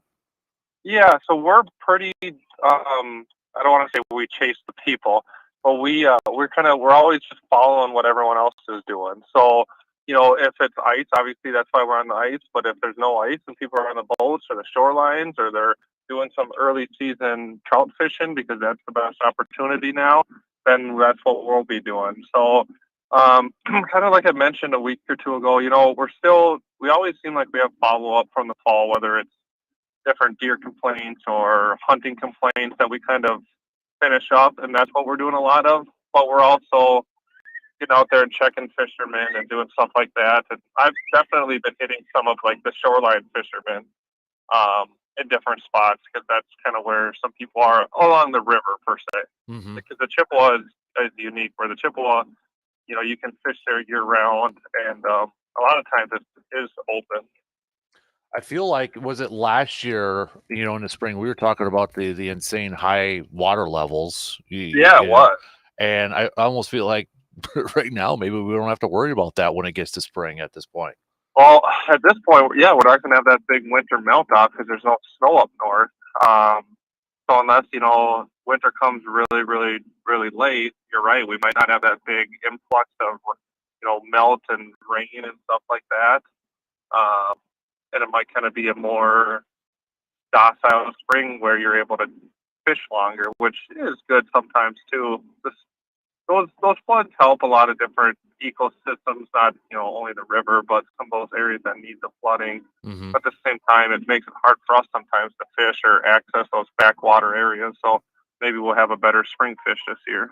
You mentioned trout fishing to kind of wrap it up here. Are we maybe potentially maybe seeing more people take advantage of this weather and maybe more people going out trout fishing right now? Yeah, yeah, I got a few calls on it. People are interested in it that I don't think they normally would be because they'd be out pounding the hard water. Hmm. Um, so I do think there's some people taking advantage of that season. It's a catch and release season. Most places are no live bait, and I think a lot of them are actually barbless hooks as well. So just if you're gonna experiment into that, make sure you read the rigs close. But I do know like Minnesotans and Western Wisconsin people, Minnesotans are really utilizing like the trout streams in Pepin and County and St. Croix County and stuff like that. So I know there's a lot of interest in it because we're getting a lot of complaints. We've seen a lot of people out on the west side of the state, which includes here a little bit too. Hmm. Absolutely. Yeah, I've been seeing some stuff on Facebook and Instagram and all that too, going on over there. So, and it's a little like I've got the trout regs out there too, and that's I know you can always say it, check the regulations and such because there is a lot of different details when it comes There to is, trout. and I'm not a big fan of saying our rigs are complicated because a lot of times there's a lot of them, but they're pretty streamlined and laid out pretty well if you take the time to read through them. Um, but the trout rigs are a little bit harder because there's just a lot of there's trout streams, there's trout lakes, there's trout rivers, there's designated streams, undesignated ones, there's different seasons, and then the map kind of it's user friendly, but it's not like chronological. You might have to like go from page 14 to page 28 just to see the county over and the streams and stuff. Hmm. So if you do use the trout rigs, they're really well done, but just make sure to dig into them a little bit so you you're reading them correctly. Absolutely. He's Jake Boakes, our conservation warden. Dude, we appreciate the time. I know it's pretty foggy out there, so be safe out there if you're traveling or anything like that. Yeah. But and be safe out there too if you gotta go out on the ice or anything like that. Yeah, So. no, I appreciate it. I'll be I'm gonna be out checking some fishermen this weekend. There still are fishing tournaments and stuff. I mean, we still have enough ice to do that. So, there's still opportunity for people that are listening. There's a lot of tournaments going on still, so you can still utilize them. Like you said, just be safe when you go there too. Definitely. All right, Jake, we appreciate it as always, buddy, Yeah. and we'll catch up with you again soon. Okay. Sounds great, Dan. Thanks, guys. You got it. There you go. Jake Boakes, conservation warden, joining us for our outdoor tidbits. Reminder: if you miss any of our segments with Jake, we're going to put that up in a podcast form. It'll be part of the Man Cave podcast, but it's going to be just that separate. That way you can check it if you miss it anytime. Again, you want to follow or subscribe to the Man Cave podcast, brought to you by Hy-Vee and Toys and Ford, wherever you get your podcast, or on our website at sportstalk1051.com. All right, let's take our final break here. We'll be back. Got some picks and predicts to get to. Picks and predicts. We'll hit that up. Got to throw that Bucks game or Badgers game in there. We'll be back in just a couple minutes.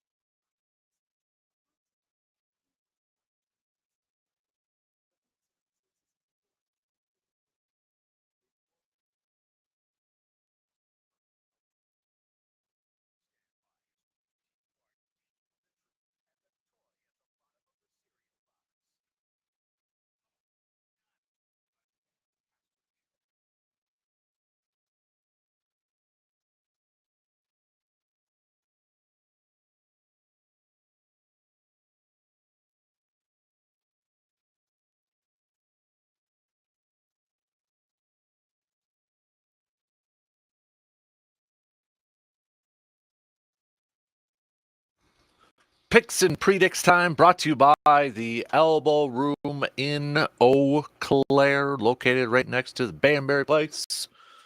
Let's take a look at, we don't have a lot on the college slate other than this Badger basketball game going up against Nebraska that feel like we've been talking about for quite a bit here. But before we get to that game, let's maybe do a couple of NBA games. Not a big slate either, but yeah, we got a couple we can go on there. I mean, you got Lakers at Boston, which Boston's going to win that one. So Boston's favored. Boston's favored by 11.5 against the Lakers. 11.5. Lakers 7-17 on the road. Give me Boston in this game. This is an intriguing one, I think, a little bit here too. You got Indiana going to visit the red-hot New York Knicks. Knicks 9-1 in their last 10 games. They've won 8 in a row. Knicks are favored by 3.5. I'm going to go with the Knicks, and I think they cover that one, baby. And then we've got Badgers, Nebraska. Number 6, Wisconsin. Nebraska is a completely different team. At least they've showcased it in this season at home. Lights out from 3. Wisconsin's favored by 1.5. Wisconsin beat them earlier this year on their court, on Wisconsin's court. I think Wisconsin wins. I think they're mentally prepared. They're ready. They're not overlooking Nebraska tonight. They're not going to overlook them and look ahead to Purdue on Sunday. I think Wisconsin goes in, and I think they get that W. And since the line's at 1.5, I'll say that I think they cover. I think they cover as well.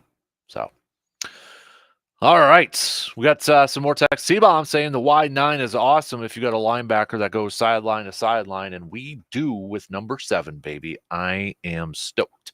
Everything in other text, everything you hear he's a great teacher. I think he has a chance to be really successful. Talented group to start with.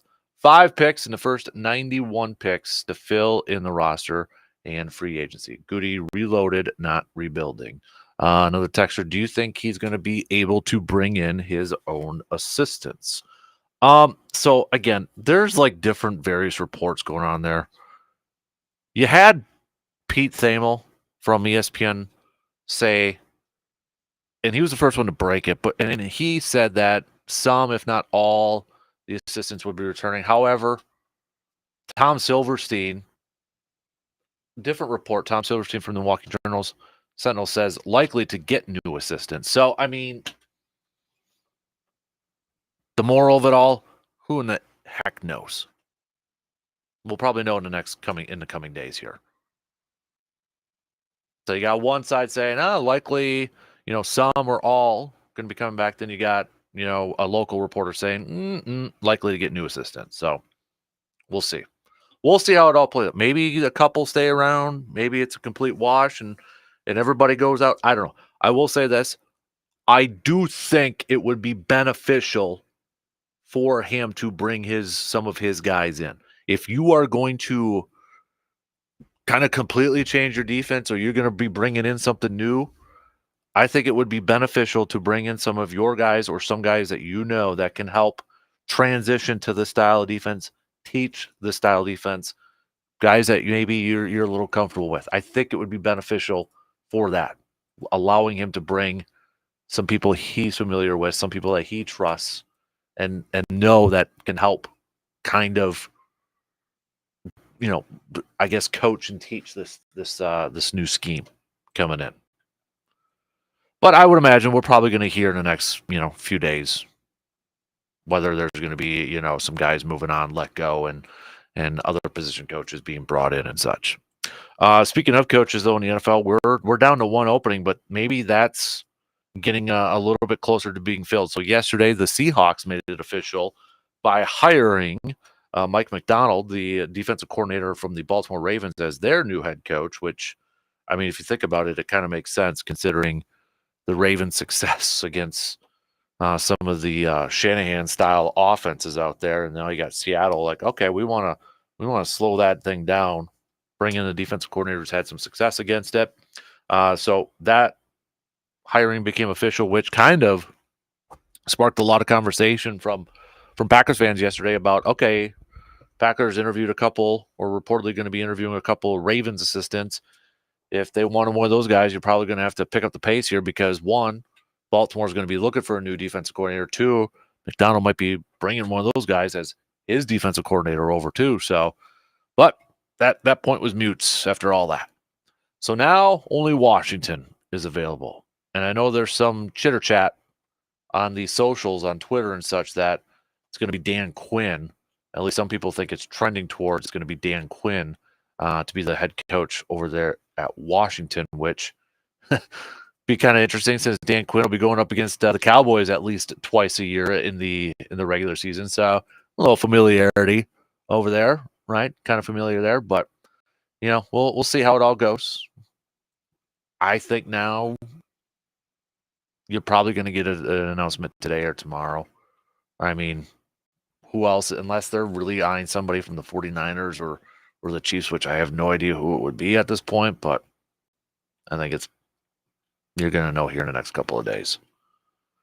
And then you're going to have the rush for, the trickle down. These new head coaches bringing in some guys from other staffs, and then those staffs have to bring in some new guys all across the board. But for the most part, it seems like a lot of you are, again, you're good with the new defensive coordinator hiring. I think it was kind of like when it was first announced, you're like, who? I was that way. I'll admit it. I'm like, huh? What? Don't know that guy. Don't know anything about that guy. Don't know a whole lot about that guy. So you're Googling, you're like, oh, he's that guy. Oh, he coordinated the Ohio State defense. Okay. Then you're like, okay, he used to be in the NFL, coach defensive backs, and you start to learn a little bit more, and you're kind of like, oh, I like that aggressiveness. I like that he plays, or he wants to play press man coverage. I like this. So I think after that initial wave of like, huh? Happened? Like, who?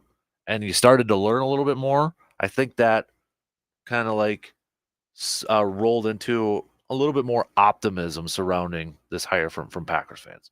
But let's be real, we don't know. We don't know how it's going to work out. We won't know how it's going to work out till they hit the field. But I think there's some cautious optimism right now. And I think a lot of it has to deal with, one, it's not somebody that's from a similar system to what Joe Barry was running. It's not. If anything, I mean, one thing too, he's coached under Mike Pettin for a little bit over there in Cleveland. I don't know if you can really draw any conclusions to that because it was a while ago, but still, nonetheless. Also coached under Robert Saleh and such. But I think it's what maybe a lot of people are excited about.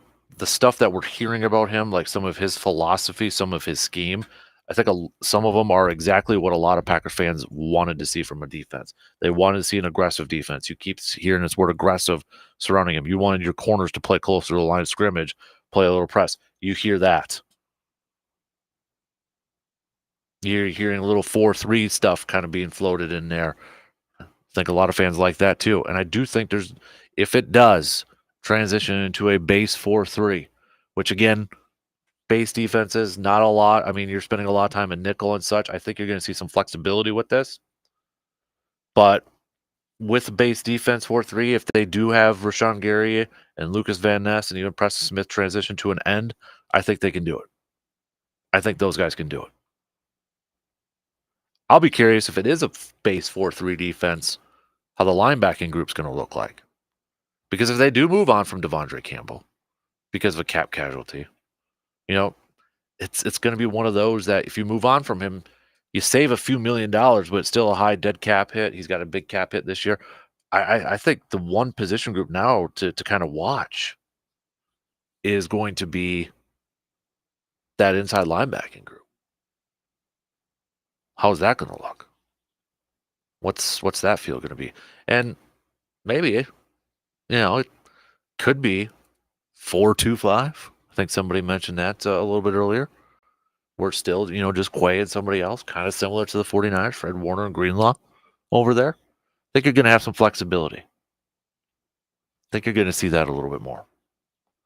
And I think it does help if they planned on giving a bigger role to Isaiah McDuffie this year. Well, that was his coach in college too. So, but overall, I think there's a lot of optimism from Packers fans.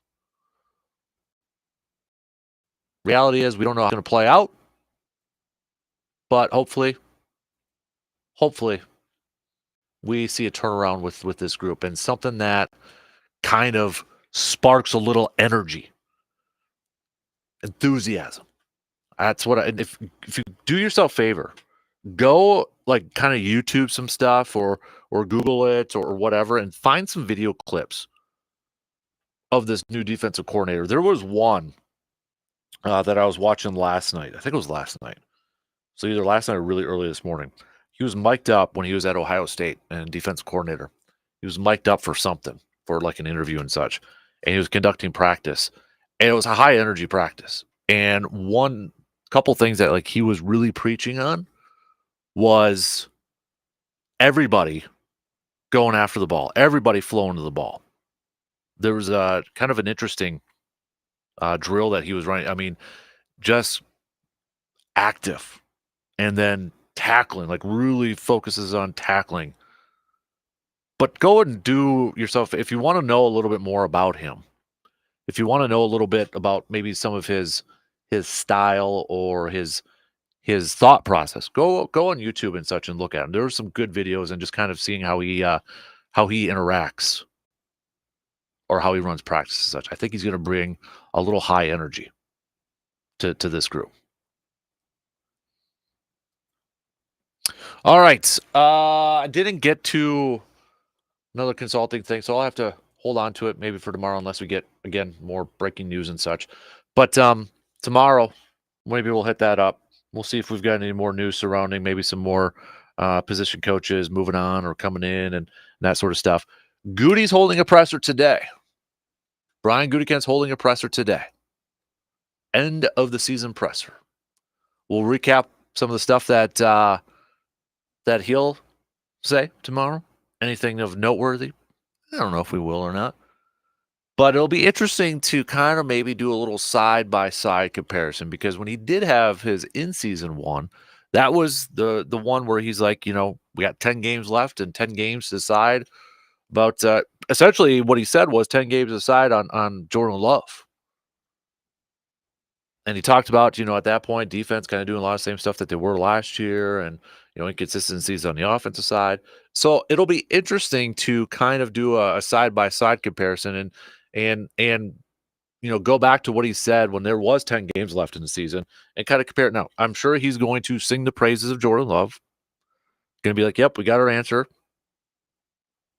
All that sort of stuff. Be curious if I could ask him one question.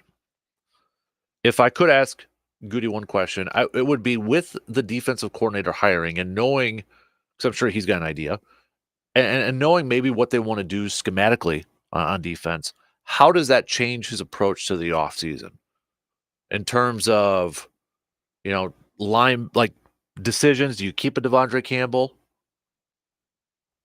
You know, secondary. Does it make it more important now? We know safety was important, but now does it make it a little bit more important? You know, does it change his and his staff's approach to the offseason, free agency and draft, knowing who your defensive coordinator is now and knowing what he wants to run?